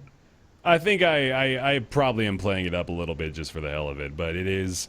Well, I also may be a lot more acutely aware of it, too. I wasn't necessarily as in tune with the industry as I was back when the MOBAs were starting to surface, so I think now that I am paying a lot more attention to this stuff, I'm starting to see, wow, this is really... A lot of people are jumping on this train really fast here. The MOSA, though, there's just... Well, I guess yeah, though they're pretty closely aligned, aren't they? The rise of prominence of the MOBA, and now the MOSA is, God, I hate myself when I say that out loud. I need to think of something else to call it. It is... All the genres are converging, it feels like to me. The MOBAs, bit, the right? survival games, the character action-driven, class-based first-person shooters, they're all turning into one gray blob. And maybe in 3 years that'll happen, and then we can move on. I don't know. I hope so. Yeah. That's Is Ark bad? Honest question. I don't like it at all. I've played it. You also played it with like 6 months ago, right? Yes. So I haven't played it recently. So is that It's not terrible. Okay. I consider it kind of average. Mm-hmm. But For what reason? because it doesn't do anything new. It's like, here's a survival game, because Ark initially was an online survival game, right. Like Rust, like whatever. You build a base, you gather resources, you kill animals, you make better weapons, you get a spear, and then later on you get guns and all that stuff. And it's like, all right, it didn't do anything exceptionally different. I know people really like it, and I think mechanically it worked fine, but it just didn't like grab me. And I could give a shit about this version of Ark, to be honest. So when I played Ark 6 months ago, I mean, I feel like not to use an overused phrase, but I actually feel like I'm taking crazy pills when I play a game like Ark, because it's so clunky and it looks shitty, doesn't it? Like it looks really I think it looks bad. good. No, I thought it looked good. When I played it, it just all the characters. Okay, I don't know if this is by design, but they look like they're made of fucking blocks, literally. Like they look like Lego. Well, because everybody and their grandmother makes their character like 2 feet tall Danny DeVito replicas. Like, Dude, that is what true. everybody does. But it definitely felt like an early access game. It felt just clunky is the best word I can use to describe it, because I mean even the user interface too just felt so hard to get into and just off-putting. Really, I don't know. When I look at these games, I see the trailers for them. I remember in particular too. Okay, the game where you're flying in. It's a survival game that Mathis, you probably played. You're flying in a plane, you crash. The Forest. Yeah. Yep, the Forest. So like that is basically along the same lines of how I was describing Ark, right? They're more or less. Nuh-uh, man. There aren't dinosaurs in the forest. Not it's yet. Cannibal mutants. All right. Different. Learn your differences, Bear. Am I alone in that? I don't know. But that's what my point is. Like, that's why Ark didn't stick out, because it's basically chat's like, well, they added animal taming, so like that. Yeah, I don't know, with these perks that they keep touting as the big deal about the game almost never draw me to the game. Yeah. And since they're all in early access, you can't ever claim, well, this one's going to be graphically brilliant. It's not there. You can't say it's done. Yeah. So they're always riding on these promises that never have been finished yet. No, not saying they won't be, but I haven't seen them. We have so many great examples of early access games now where I feel like we can't use that as a crutch for an argument anymore. Like it doesn't hold water for me now. There's a lot of developers that have shown a near finished product in early access that have continued to improve upon it in notable, meaningful ways. And but what survival games? That's what I was just about to say. What survival games though? Because they're their own little pool off to the side. Yeah, they are. They absolutely What survival games have come out of early access? Yeah, let's go that route. And Don't then Starve, I guess, counts, right? Don't Starve, yeah. Okay, what first-person PvP-driven I'm looking for like a good prime example of a survival game coming out of early access that you utilize early access effectively. Is really Don't Starve. Yeah, Don't I think Starve. Don't Starve did a great one job on the list, right? Yeah. Mm-hmm. Might be the only one on the list. If chat, yeah. I can't think of anything. Something too, yeah. And I'm more than open Minecraft. to that. Yeah, it's just I haven't really been convinced by a survival game yet. It continues not to happen for me. I think one game that will come out of early access that'll be really good will be The Long Dark, because it's already really good. Mm-hmm. That's probably fair, yeah. I think that's going to be one that's going to be a huge success story. All right, but what about a first-person survival game that is multiplayer in early access? There you go. I think that's the crux of what we're looking at here. Yeah. Because the multiplayer is where you get the big bucks, because then you get the Twitch streamers involved, right? That's how it works. Why H1Z1 blew up, not because it was a good zombie survival game, it's because Battle Royale got picked up by the streamers. Yeah. And I'm being serious. No, like, that's I know where you it started are. making 100%. money. And I am too, even though I'm saying it cynically and sort of sarcastically. And that's why Culling is around. They just took that idea, made it more kind of zany and fun, and they're just like, here you go. Yeah. Which I think it works well. I know we're going to talk more about the culling later, but I kind of like... I sort of see it like VR right now, where you can... It's so in its infancy. It's a really great idea with some trappings that I find really stupid. Like, you can tell that its origins are in, like, a survival game. Yeah. It's the fact that you Yes, the fact that you open up most games by, if not bare knuckle brawling a tree, punching the shit out of a tree, and then just like bashing a stick into a rock. Oh, that's like two rocks together. Like the idea of like a permadeath deathmatch game, you only get one life and you have to like scavenge for materials, is really engaging, and I think the culling works. But the part of it that I don't like at all is the crafting elements that are nonsense. Like the putting two rocks together makes a knife, or it makes a satchel or something, and I'm like, man, this is like, you can tell it's got the survival game like deep in its DNA. Yep. It's two sticks, and then another stick makes a bandage, then another stick makes a satchel. Oh, of course. No, that's how it works. And then a backpack plus a rock makes armor that you can wear. And it's like, a I rock get that. Plus a bomb makes a bomb. I get that it's yeah. arbitrary. Like, it's arbitrary, and it has to be arbitrary because otherwise it doesn't make sense. But I wish that there was like some way around it. I get that there's gameplay reasons for it right now, but it's sort of silly. It's the cognitive dissonance between we're creating a reality survival game, survival as in the thing we do on Earth, with here's a bunch of arbitrary gameplay constructs that don't really make much sense unless you're very heavily invested in the concept of abstract video games, right? So those two things don't mesh together, because you don't do this outside and make a knife. That's not how it goes. You, man, but I've done that multiple times. All right, well, I shouldn't speak for all of us. I love the parallel of, like, every survival game begins with you punching trees to collect wood. That's like our RPG equivalent there would be like every sewer begins with a fight against 3 rats. Yeah, exactly. Yeah. It's a Minecraft. It is. It's a Minecraft. They did a Minecraft.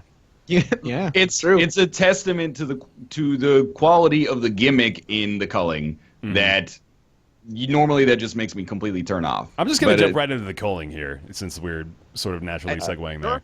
As soon as we started that game and Nick was like, "Okay, the first thing you do is punch a tree," I was like, "He fucking pulled the wool over my eyes."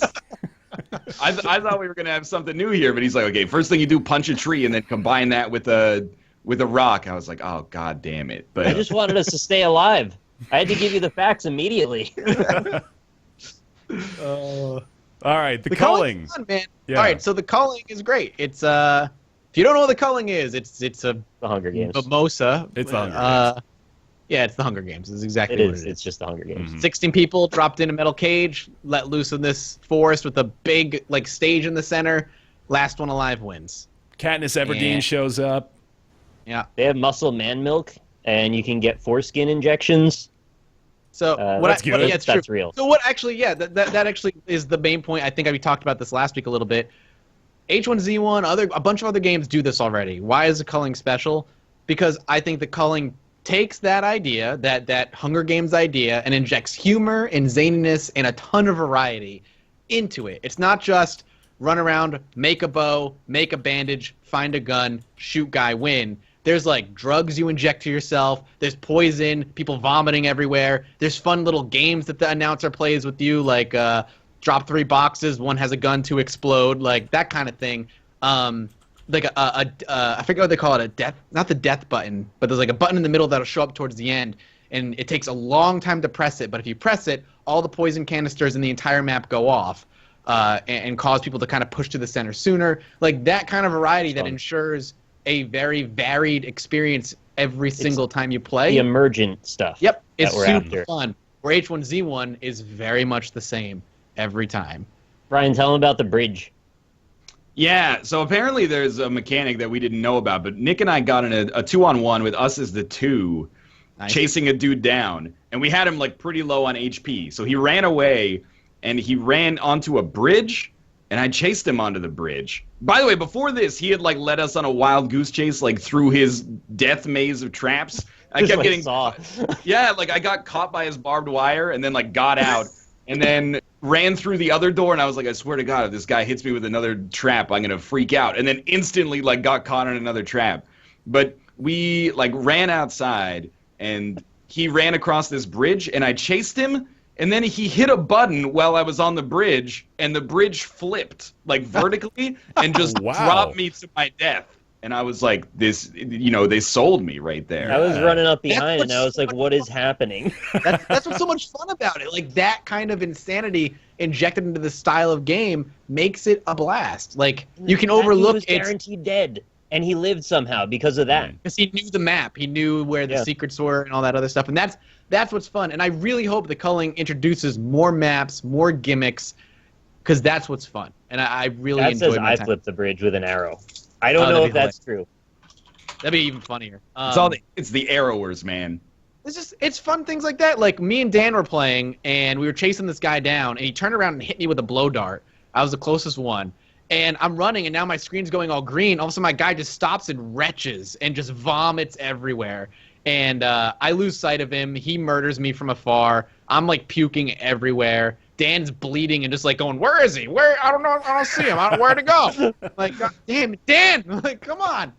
I like that stuff. That's super fun. I enjoy it. I like it a lot. Nick and I also had another game, and I mean, I feel bad about saying this because Vladimir Putin just said someone say something about emergent gameplay, but that's what I was just gonna say. The game does a good job of creating stories. But Nick and I lived until there were 6 people left, so 3 teams of 2, one of which being us, and we were in the middle, and we started getting hit, and we're like, oh shit, there's a group here. And then we look, and there's 2 guys, and then Nick's like, oh shit, one of them has a chainsaw, and he started going, yeah, and he started running at us, and then we're like, oh shit, and then the other guy also had a chainsaw that we didn't notice until just a second later. We're both thinking we're dead because we've never seen chainsaws yet. I assume they're like a one-hit KO kind of thing. They're fast. It's not one hit, but it's really quick. Well, I didn't know. It was all. Have you guys come across the alarm guns yet? Hold up. There's okay, more. sorry. No. We beat the shit out of them with our reinforced baseball bats and like Lara Croft Tomb Raider axes and killed them. But then we forgot to pick up their chainsaws, and like right after we killed them, like arrows started flying by our heads, and then we got killed. But we made it. The arrow shooter killed the chainsaw guy that I was trying to kill, and I was too panicked by trying to bandage myself to be able to free an inventory slot to pick up a rifle that I found on the ground. Otherwise, we could have turned the whole shit around. But it was very exciting, and I can't believe we lived through that. Yeah, it was fun. Awesome. There's a gun, there's an alarm gun. Doesn't do any damage, or at least very minimal damage when you hit somebody with it. But what it does is it activates like your inner, like it malfunctions like your inner computer chip that apparently you have in you. And so for 2 minutes, you're blinking like huge bright lights, and there's like loud noise coming out of you that sounds like an alarm. And every few seconds, the guy will be like, please remain patient as your whatever computer system resets itself. Don't alarm anybody nearby or you may die. And then it just like keeps going. It's just 2 minutes of basically giving away your position. So you just shoot the guy with it. You know, all right, good luck not getting killed by somebody. Oh, that's awesome. That's clever. That's great. It's good. That's that's stuff that I really like about the game. Mm-hmm. So overall, we've got this explains maybe the reticence to jump into all these survival games are a cesspool of shit argument. Like clearly, you guys had a pretty good time with the Culling then. Yeah.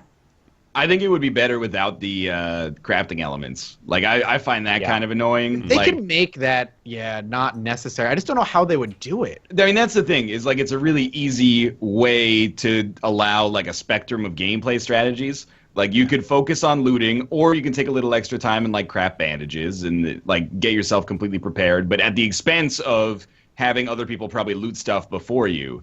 So it's a little bit of a problem, I guess. Did you just show the video in the background of the bridge flipping? People are like, it's Nick's arrow. Yeah. Nick's the traitor. Look, man, I didn't do it intentionally. If I did, I'm sorry. I didn't know what I was doing. You were thinning out the herd, man. Apparently. If I did do it, then that's kind of hilarious unintentionally. I kind of think it would be cool if instead of crafting elements, everybody got like a backpack that just had 2 items in it. And like then the Hunger Games. That would be beautiful. Well, there's perks, though. You might be able to do that. Yeah. I mean, maybe, but I don't know. But or it would be cool if you started like Hunger Games style and there were like 12 people and then like 8 backpacks in the middle or something like that could have random loot, and then everybody else could run into the forest or something. But like the emergent gameplay of it is cool. Starting every run by being like, okay, I need to like punch a tree is a little shitty. Yeah. And especially like when you use a bandage and then you're like, okay, that was cool combat. Now let me punch a tree for about 45 seconds so I can craft another bandage to get ready for the next encounter. Like that stuff I think is a pretty thin gameplay conceit that I don't really like, but I like the rest of the game more than enough to enjoy that. I think it's a new style of like multiplayer game, which is what I like. It's got a lot of novelty for me right now. Awesome. I really hope they open up the party system to allow us to have a full group of 8 people all queuing together. I would love to see a huge map that supports that, Knowing all the people involved and knowing who they are and what they're up to makes it so much more interesting than just killing random people or just dying out of the blue to someone you don't know. Right. And one little simple change that I really like that they made between like H1Z1 and stuff is actually the simplistic inventory system where you're only allowed to carry like 4 items.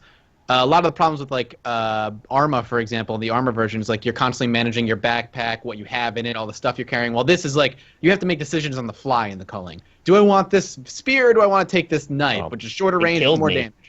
Yeah. When I was trying to pick up that rifle, I had no slots left, so I just died. Yeah. You could, did you know you can just hurl items, like just toss it, get rid of it? Yeah, but I was still in such an infancy of learning the controls that it all happened too fast for me to know what I was doing. Yeah, that makes sense. But I think that small aspect also keeps the action flowing. They made it so there's the only downtime in the culling is really the crafting. There's not a whole lot of inventory management and that kind of thing. So I think it's smart. I like it a lot. Good. I kind of feel like I would like it better if you just started with a knife and a bandage. Yeah, that's the only thing. Is like, I mean, to be fair, they're making the game and they got a lot of data of people playing it. There's probably like 30,000 people playing it at any given time, right? And they can watch Twitch streamers play it and see the interaction there in between chat as well. But for me personally, I think if you just started every run focused on looting instead because you already had like a knife and a bandage, or even like a stick and a bandage, I'd be into it. Because otherwise, at some point, you're going to be like, okay, let me take 2 minutes to make a bandage, which is not necessarily bad, but I find it kind of boring. You want to keep the action going. People are saying maybe like a class system. Culling already takes a step to that because you get to customize your character. You have like, what, 3 or 4 perks that you get to... 3. Yeah, 3 perks that you get to customize, which do certain things, more damage, run faster, more stamina, that kind of thing.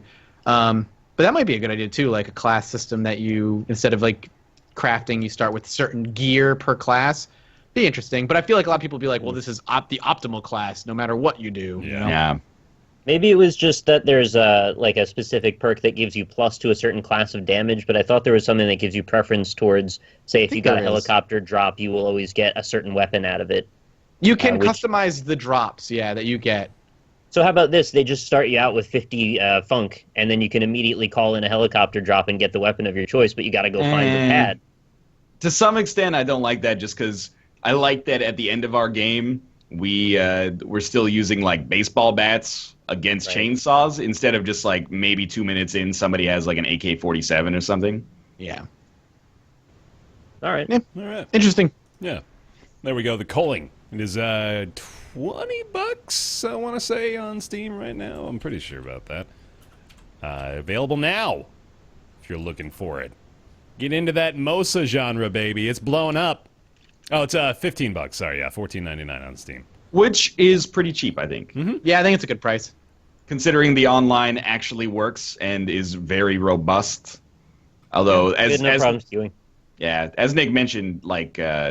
it does suck that you can't queue with more than 2 people. Like, it would be cool if you could have just, like, 5v5 or something like that. But at what point does that become, like Arc Counter-Strike, I guess, or Rust Counter-Strike? Yeah, I just want it to be lots of teams of 2. Like, if you could queue with 6 of your other friends, and they're all in groups of 2. Oh, do like a private game kind of thing. Exactly, yeah. That would be I would love that, yeah. Mm-hmm. Absolutely. All I think they're planning it, but I don't know. I hope they are, yeah. Dude, that would be so cool for, like... if we could get a group of 10 people together for... Tournament of Shame, man? Oh, yeah, there you go. Yeah, I like we that. literally kill each other. The final Tournament of Shame, and there's only one survivor. All right, the Culling. There we go. Okay, time to turn on the spoiler button. Boop. Spoilers are happening now. We're going to be talking about XCOM 2, which has now been out for nearly 2 months, so sufficient time to be spoiled. Ryan and Mathis, I think, are going to primarily be handling the discussion here of XCOM 2's final mission, which doesn't sound like didn't exactly live up to the rest of the game, it sounds like. Let's go out on a limb and say it's You're fucking right back. trash. Oh, damn, there we go. Okay, good start. Spoilers. Well, you wanna Spoilers start, are Ryan? happening. Like, Spoilers are sure, happening, by the way, yes. We're talking about the final mission. And, I mean, in my final episode, I think the last 2 or 3 minutes I just talked about how I thought it was poor design. I think it was a poorly designed final level. And my argument is because it is a level that goes completely against the way the game teaches you to play. And a lot of people are like, well, that's not bad design. That just it's trying to be different. But my argument is if you play for 40 hours and the whole game is teaching you to play a very particular way, and then it changes that on you on the very last mission, a mission that lasts 1.5 to 2 hours long, it doesn't matter if it functions properly, if it's working, that is inherently bad design. Yeah. I mean, for people who don't know, basically, the most XCOM missions are like you are going to have 10 to, well, I guess like 6 to 20 enemies, and it's kind of designed around that fact that you both have like limited numbers. But the final mission, you fight like 20 dudes maybe, and then in the final room, you could fight anywhere from like 15 to infinity, I guess. Some people are saying that it has like infinitely spawning waves, or at least did before the most recent patch. And you have an objective basically, which is to kill 3 VIP units, for lack of a better word. And it like those enemies are fucking powerful. They're the most powerful enemy in the game. Yeah, and you have 3 of them completely. On the field. It completely changes the way that the game is played, and kind of like forces you to, I guess, most people, what they do is they just hunker down and try to like cheese the game and force the AI to come to them. It's also like a little buggy, if that makes sense. Like you can't really fire grenades in the final room, which are a huge crutch in XCOM that you use for like the entire game. And there's so many like mind control units that you're probably going to end up losing your squad, if that makes sense. Losing a lot of your squad, or at least losing their functionality temporarily. And it's really like the reason I have a problem with it, even though I think that XCOM is an amazing game, or XCOM 2 is an amazing game. I want to say that with you. Like, I think that no matter what we say about the final mission, I really put this game it was so good all the way through. It was a very good game. No, I think XCOM 2 is really, really good. And it's going to get better. Like, XCOM Enemy Within is a better game than it's ever been because of patches and, you know, the Enemy Within expansion and stuff like that that's come out. But at the same time, like this final mission, I feel like it needs to be reworked in the sense that it just completely... Well, first off, like the last mission is really, really hard, which is not a problem. Right. But every mission that precedes it is really easy, especially the mission that directly precedes it. Only has like 6 enemies, and it's like 10 minutes long. And then the final mission is also way, way longer than any other mission in the game, even the other story missions, which is it kind of like it feels like they pull the wool out from under you, I suppose. Like there's it feels like in a way they're kind of like, we tricked you. Yeah, it comes across almost as though they just didn't have, and I don't think this is the case, but it's like it almost comes across like, shit, we don't have time, we have to make this level hard. Let's just infinitely spawn enemies every turn and crush them, you know, with the waves and waves and waves of enemy. And the problem is too, it's like the way to beat that mission is one of 2 ways. You get very fucking lucky, or you cheese the shit out of it, which is how I ended up beating it. Because it basically goes into this one big room, which has a big wall there. So you have to go into one of 2 choke points to even get into that room. And there's no reason you would think not to go into that room. You're like, all right, this is where the final battle's happening. I'm going to take advantage of it. You quickly realize that if you go into that room, you will become surrounded because on each side of that room, there are 3 portals on each side, so 6 portals total. And at any time, on any turn, one of those portals can activate and spawn a random bunch of enemies. And you are quickly outflanked in that room. Like, going into that room is a death trap. It is not where you want to go. Couple that with the fact that the 3 enemies you are trying to kill possess the abilities, all 3 of them, to do a huge AoE that'll do a ton of damage to your troops, mind control your units, and every time you hit them, doesn't matter when, they randomly teleport somewhere in that room on the map. So you kind of have to get lucky because you have to kill those guys, and every time you hit them, you kind of have to cross your fingers and go, RNG, please don't teleport them on the other side of the map, past like 4 pods of enemies and a ton of cover, because that can totally, totally fuck you. And on my playthrough, I had 2 or 3 pods of codexes spawn, which, in a codex enemy, every time you hit a codex enemy, unless you have a flashbang, which, as Ryan said, using grenades in this map is fucking nearly impossible, they clone themselves. So I had these enemies that were cloning themselves. I had dealing with like 20 to 30 enemies on screen at any given time, which the game cannot handle. It like falls to like 10 to 15 frames a second. And it just forces you to just have to go, like, it just crushes you under its unfair difficulty. It is an unfair, poorly designed mission in a game that really it kind of hinges itself on good strategy and smart decisions, and there's really none of that in the final mission.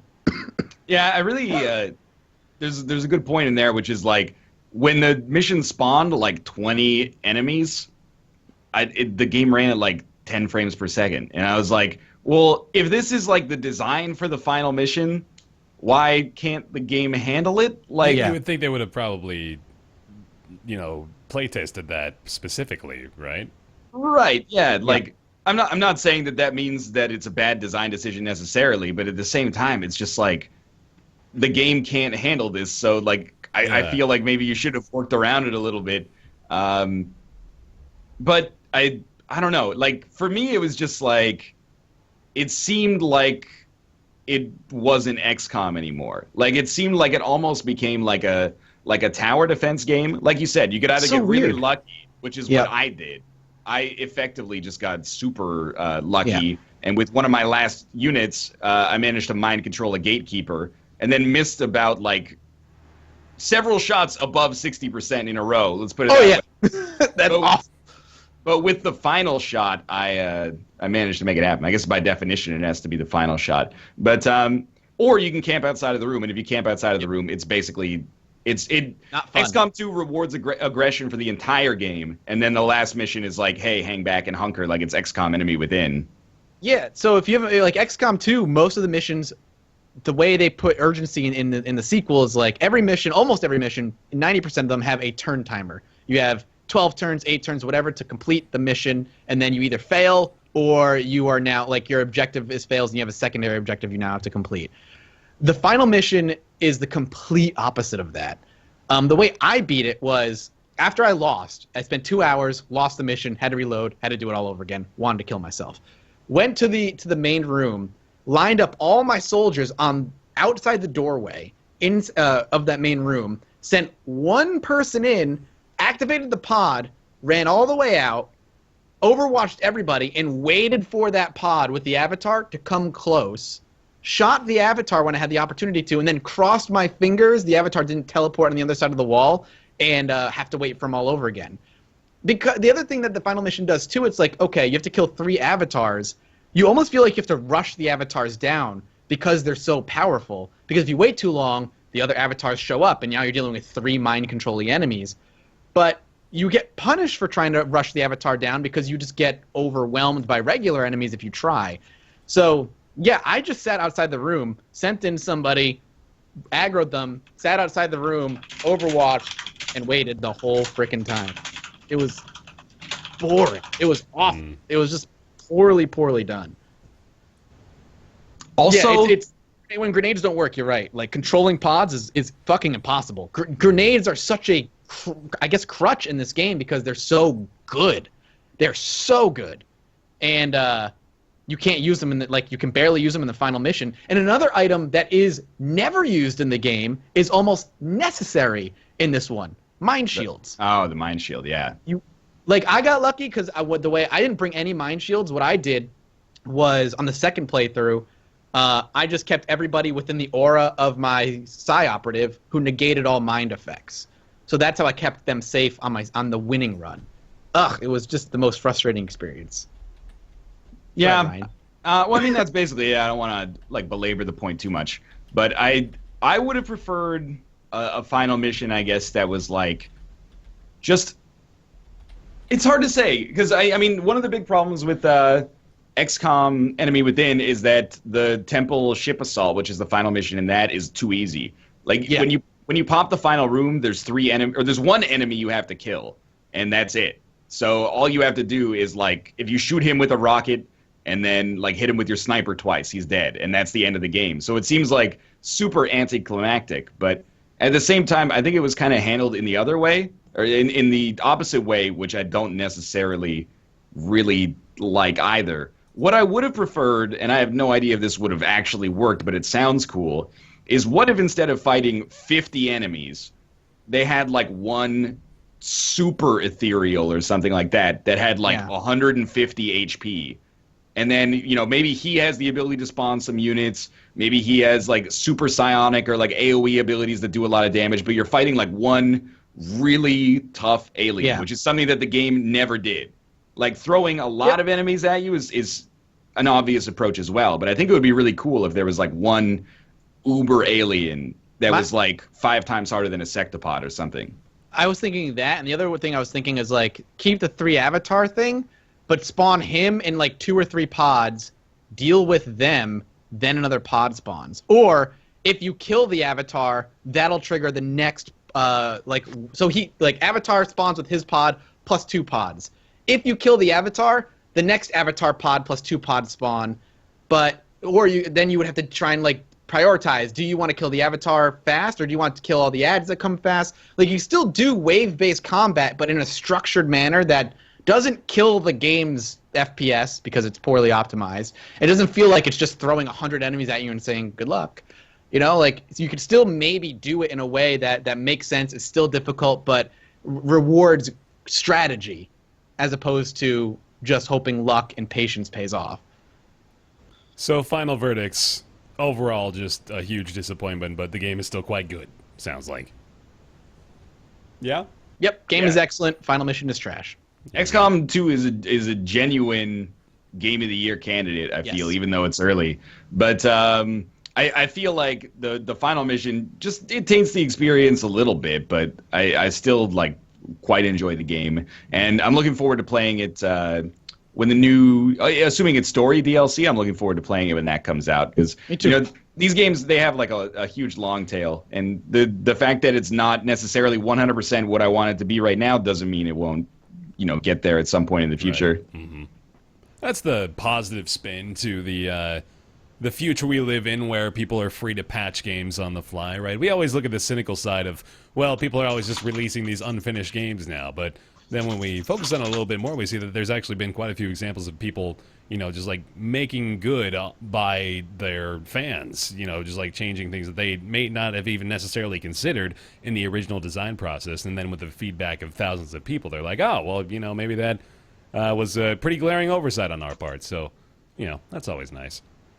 So, Ryan, I just want to make it public. I apologize for spoiling everything for you. That pissed me off, too. People acting like... what Matt has told me about gatekeepers was basically they're hard.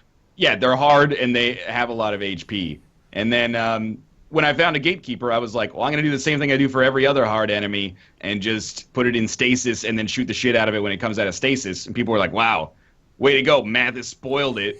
Because obviously, if you had just encountered this enemy that had 50 HP randomly, what you totally would have done was just ignore it and assume that it's going to be a your friend or something like that. Yeah, exactly.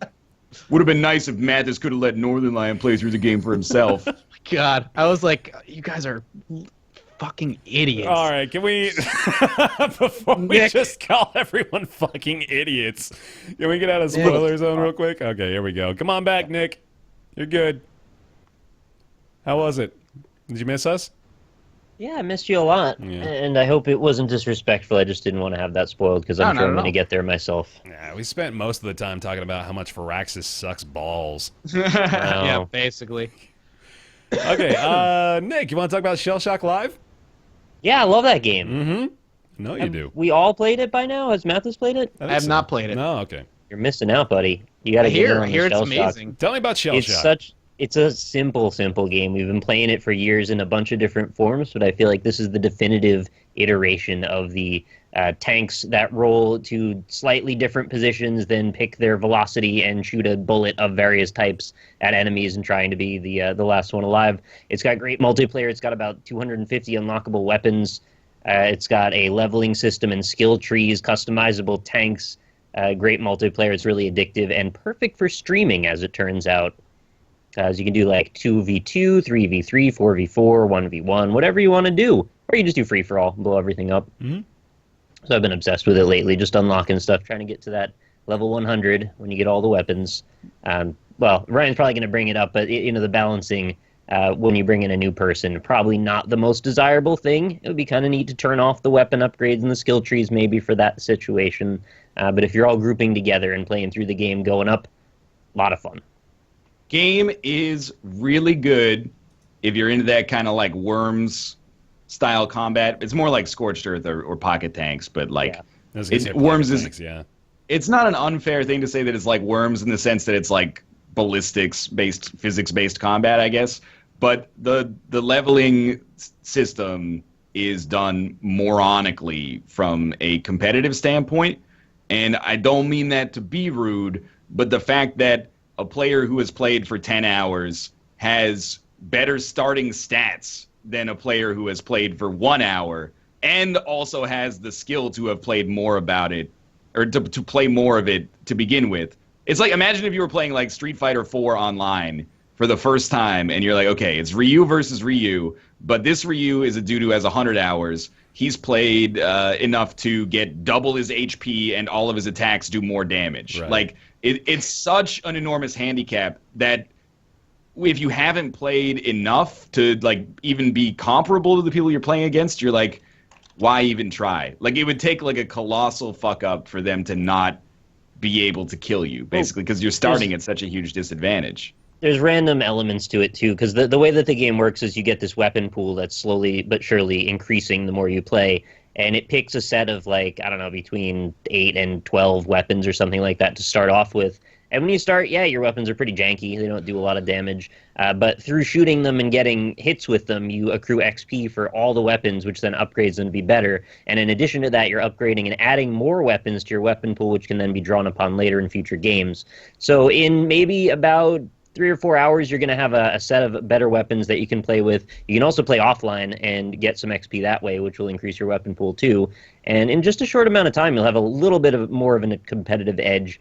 Granted, it's still a bit weighted towards the favor of the people who played more, specifically with regard to the adding your armor, which you can add up to 80 more armor onto the starting whatever amount of health. And you can set that too. 100, so... Well, you can set it depending on the game, but it's right. 100, 200, 300, 400, whatever you want it to be. I tend to play 200 often, but yeah, I'm open to whatever. So it sounds weird. Why have a leveling system in that type of game, though? Because it sounds like a party game. It makes you feel powerful. Like, when you've played it, it makes you feel really good, because you're shooting really powerful shit at people who can't help themselves as much. So when you're on the top, it feels great. Yeah, of course, but then you're making it not fun for everybody else, though, right? I mean, it sounds like this is a party game that you would play with mostly your friends. Well, the idea is you would queue up with people who are roughly around your level, and there's a setting that lets you pick people around that level. You can set it to 10, 20, 50, whatever levels you want to go within. Okay. Interesting. But yeah, playing with a group when you're all different levels, it doesn't work great. I agree with that. I will say, like, it has a ton of, it has a big online community. So when I was doing my video, I was able to, like, match up against people who were comparable levels really, really easily. But at the same time, it is frustrating to be like, okay, I'm going to, like, play this game literally unless I grind off camera for, like, 10 hours. I have probably less than a 25% chance of winning each game. 2 ways to get around it. You can do 4v4 games, which also buff your XP gain and diffuse the amount that you're at a disadvantage, because you've got 3 other people potentially higher level than you. And you can play offline, which can quickly add to your weapon pool and XP. I did the campaign. I played like an hour of the campaign. I gained like 6 levels. Mm-hmm. Which is like, I'm not willing to put in the time necessary to get there, I guess. And I think, I'm not trying to make a point that it's objectively bad, but I think that there is a design issue with the game, because when I go to the lobby for ShellShock Live, there's all these games that are like, we're grinding XP. Just everybody come and get to the middle. We're going to finish the game as fast as possible so we can get the highest XP multiplier. Like, that to me says, like, this is a system that a lot of people have a problem with. It's the dark underbelly of that situation, the way they structured it. But if you're playing it sort of casually, just with a group of people who are also in the same general vicinity as you, it's quite a bit of fun, and you don't concern yourself with that. It's just unfortunate that you're coming in sort of after the fact and have a lower level generally. I hope we can get you up to be where we are. If you guys keep playing, there's no way I'm going to catch up, which is fine. I just wish there was... I wish it handled it the way that Cannon Brawl handles it, where... you play and you get experience and you unlock new weapons and new characters, and then that gives you a more diverse pool of weapons to pull from so that you can pull the strategies that you actually want. But what the game is focused around more is we give you random weapons every time so you never know what you're going to get. That's kind of a cool approach, but at the same time, if all of my weapons are level 1 and all of the enemies are level 3, and they start with double the HP or at least 50% more HP than I have, it's like... I mean, it's the strangest multiplayer way to handle that game, because I don't want to play with my friends, because my friends are like, I can't beat them. It's unless they have. Yeah, I gotcha. I just hate that that's becoming the prevailing narrative. Is like, this game sucks so much because I'm playing with people higher level than me. Because if you weren't playing with us, you'd have a totally different experience. That's the only thing about it. I agree, but I think it's enough that it gives me pause. But I posted my Let's Look At of the game today, and I like it. I do like it a lot. but at the same time, the balance is really, really annoying. Like, for me, like this is the type of game I would only really want to play with friends. And if my friends are so beyond me that it's not even possible, I would probably never want to play it. Yeah, I kind of It's agree just with once that. you get out of the lowest, like once you're out of the basement, then all of a sudden there's enough options that you don't feel stifled anymore. How long does it take to get out of the basement is the question. I don't know, like 5 or 10 hours. Too much time. It's a for big me. commitment. It's yeah. really addictive, though. It It's is. so Yeah. addictive. I don't think it's 5. Like, I've got like 3 in it, and I'm still getting my ass kicked by people. Like, Austin joined my game when I had like 3 hours, and it wasn't even close. It was like flyweight versus a heavyweight.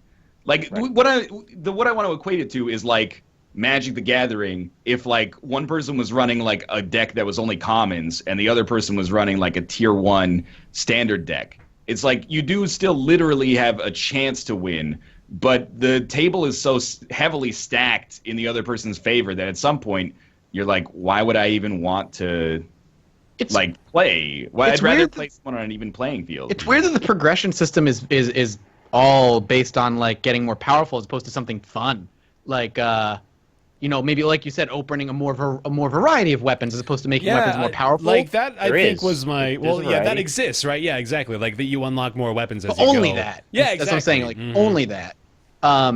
Or cosmetic stuff, or just having, like you said earlier, why don't they just have the option to turn it off if you want to play with friends? If they had like levels on bound option and then a levels bound option, and they do have like, you can restrict your lobby so only people within a certain amount of levels can get in with you.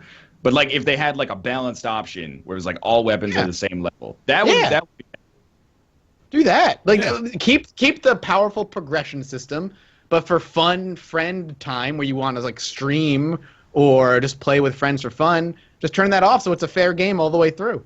I think I feel like that's easy. Nick's argument, though, that like on the other side of that argument, we have to consider that the people that are leveling up and investing more time into it, they do get that true sense of satisfaction of, oh yeah, I am actually becoming stronger. But in a game like this, I mean, in a multiplayer game, it's such a delicate balance there, because you just have to consider so many different people's approaches to it. There's going to be a lot of people that are going to be turned off by that because they'll hop into multiplayer a couple times, and even if you impose the level limits, it's still more than likely you're going to run into somebody who's a higher level than you when you're just starting out, right? So No, you set it to 10 and everyone's within 10 levels and you're not going to have that problem. Or if you're making a game of 5 people or 6 people who are all the same level as you are starting, it's just fun. So you don't think it's like we never had this concern. Yeah, you don't think it's as big of an issue then, I guess.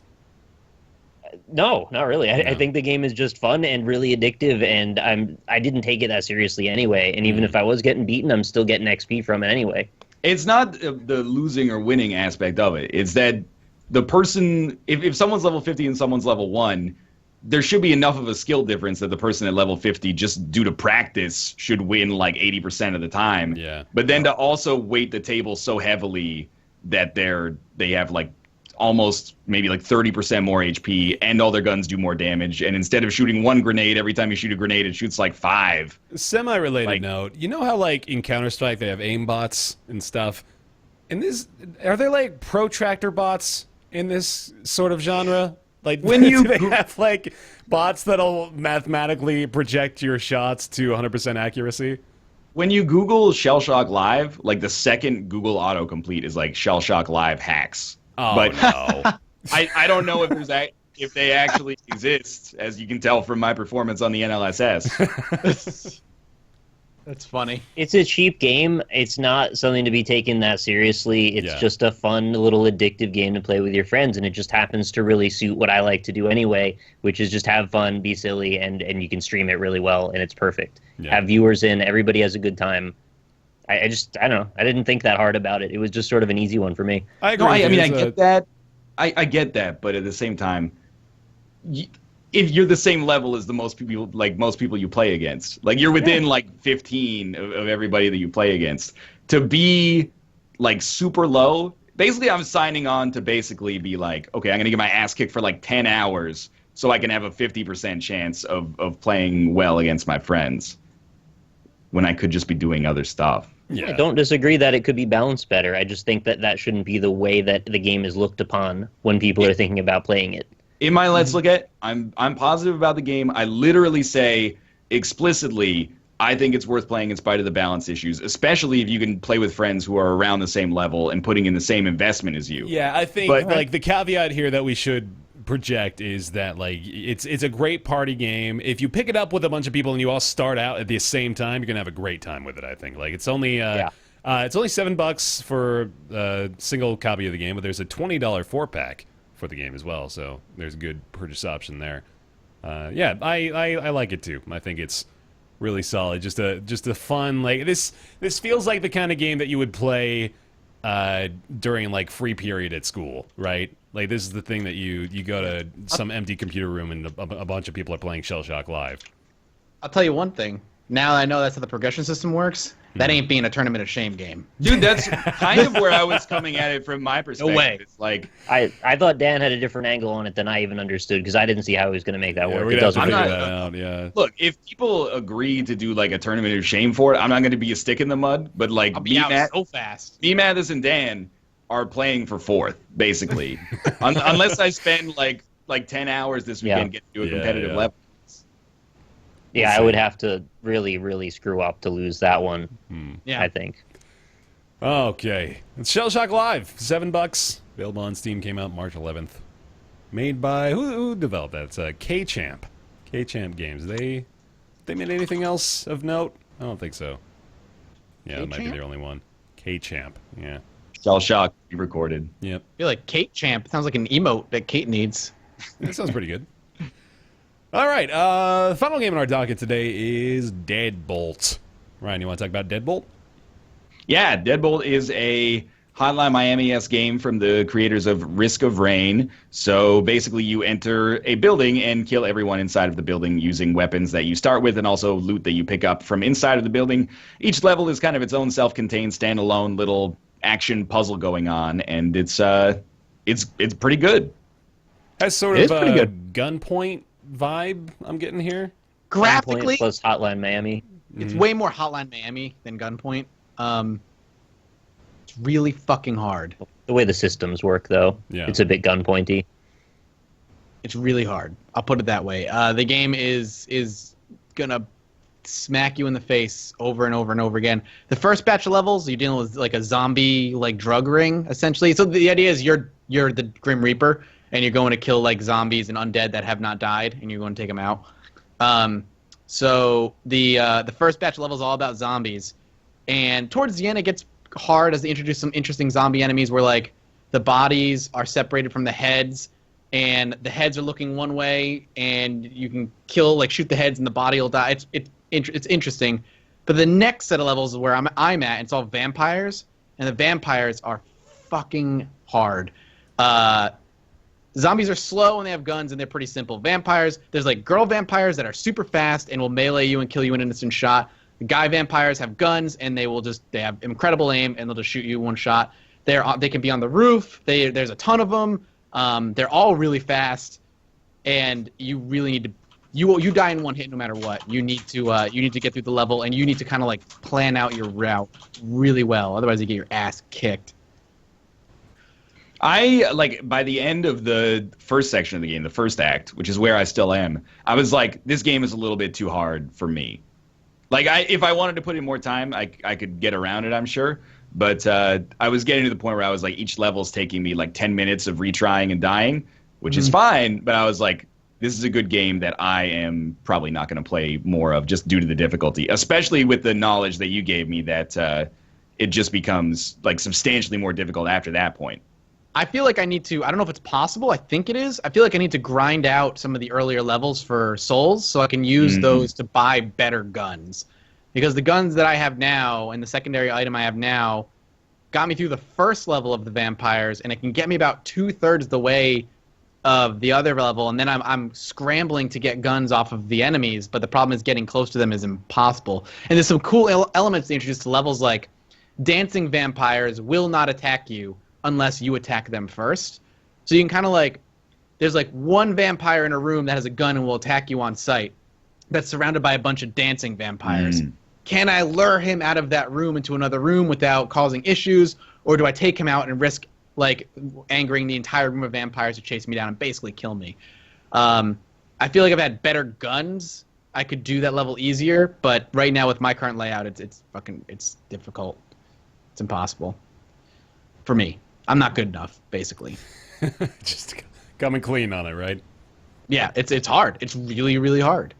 But it's well done. It's well designed. It works well. It's a good game. If you like that style of game, like a Hotline Miami type game, I would recommend it. Mm-hmm. It's really good. We talked about Not a Hero on the show probably like a year ago, maybe. Yeah.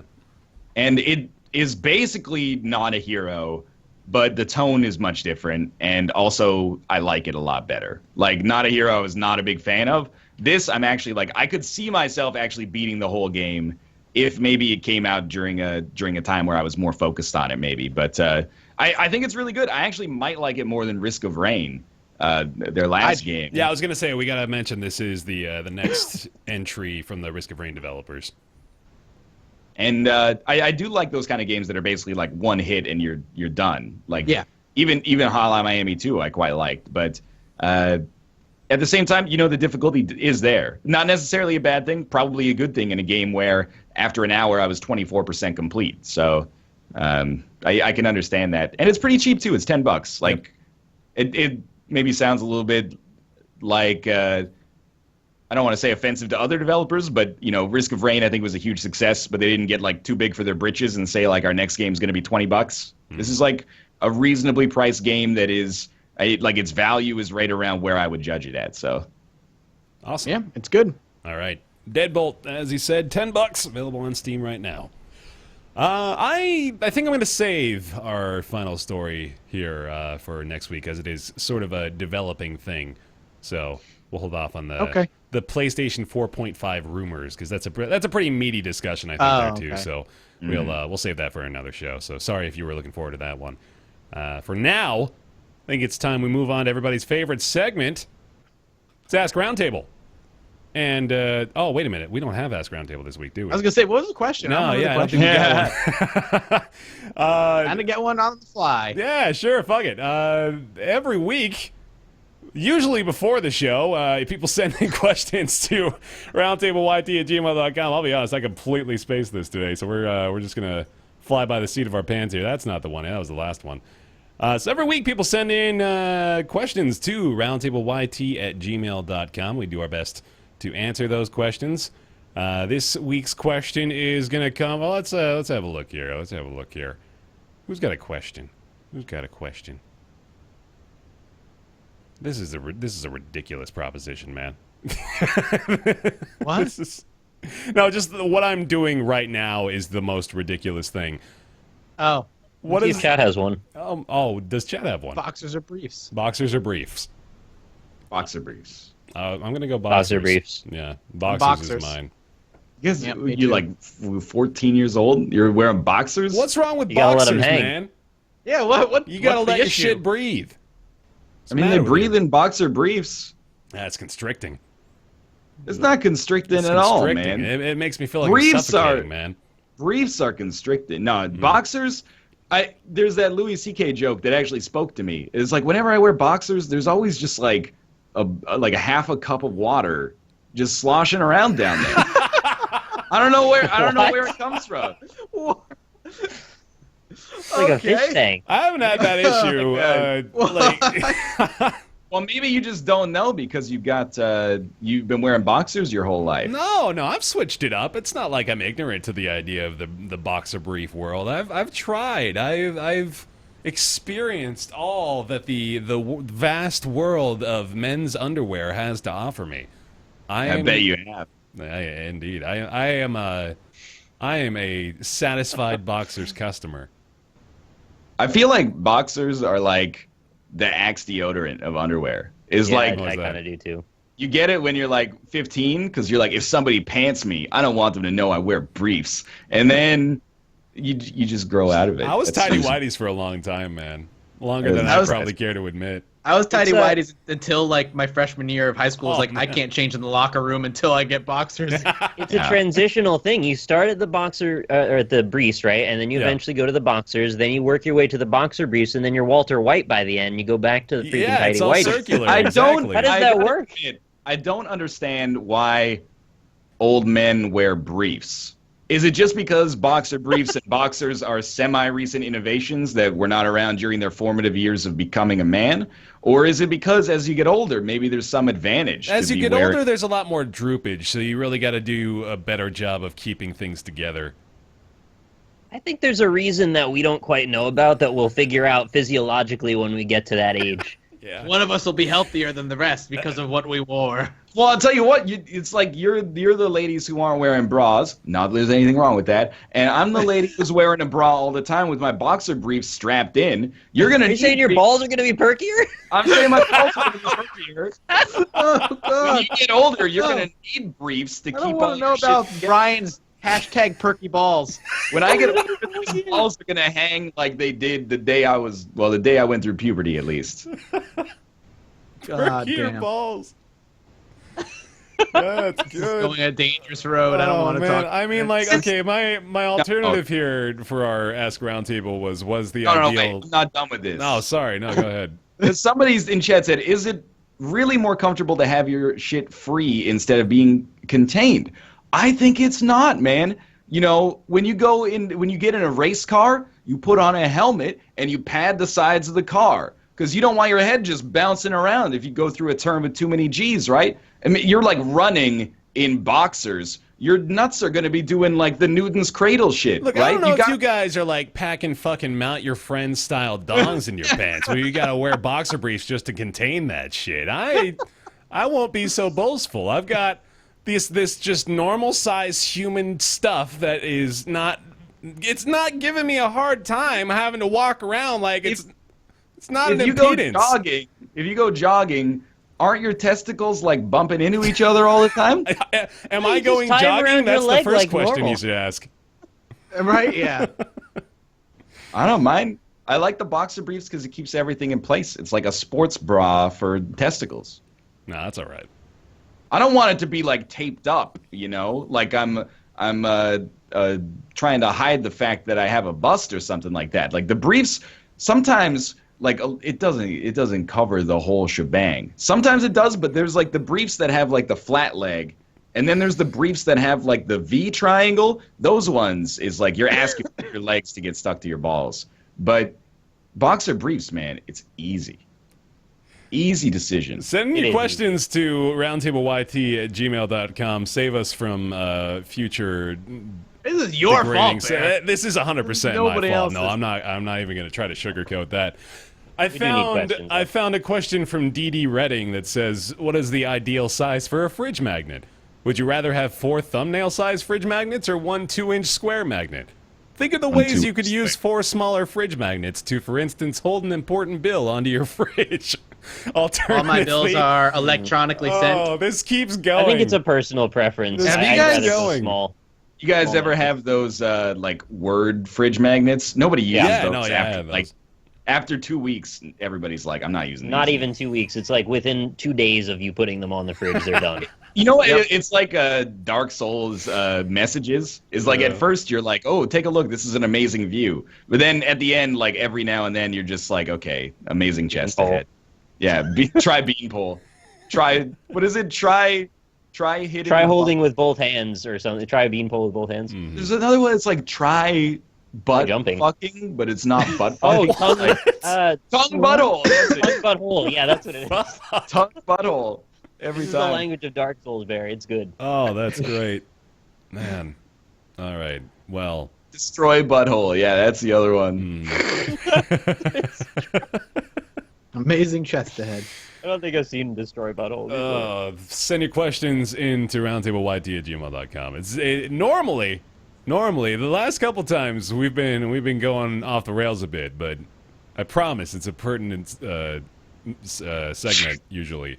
We had some good discussion earlier. I think we could let it go a little off the rails. We give ourselves a pass today. Oh, man. These are all so good. Yeah. Plunge attack butthole. Try horse butthole. There's a horse? I don't know if there's horse, but I don't think that's in there. Oh, Dark Souls, man. Out of control. All right. Time for everybody's favorite segment after their favorite segment. It's Nick's Weird Games. Every single week, Nick goes to find a weird game from his catalog of very many weird games. Got one. We're gonna try to guess which one it Close is. chat. Oh, we're not. Are we gonna skip by the theme song this week? I was just trying to He make already it has like super not awkward, so we didn't even have to pay any acknowledgement to it. But if you'd rather, we could do that. No, fair enough. Let's go. I'm ready. Let's do it. All right. So today we've got an Xbox game, not an Xbox One game, Xbox original with the green X. Brute Force. Fusion Frenzy. Developer is From Software. Came out in 2003 in North America, and focuses on a game's protagonist named Raiko Minamoto, which was based on Minamoto no Yorimitsu, who was born into a clan of executioners under the Emperor's command.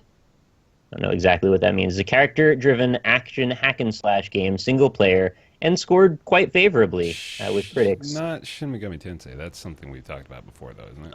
Never made it to Xbox, unfortunately. It did get one sequel, this game, and was What's the published sequel by called? Sega. I can't give you the X2. good try, though. There is a soul shrine, an ancestral sword. There's demons involved. I mean, this is pretty par for the course. What year? What year did it come out? 2003? Did you say? 2003. Mm-hmm. Is it Baden Kados?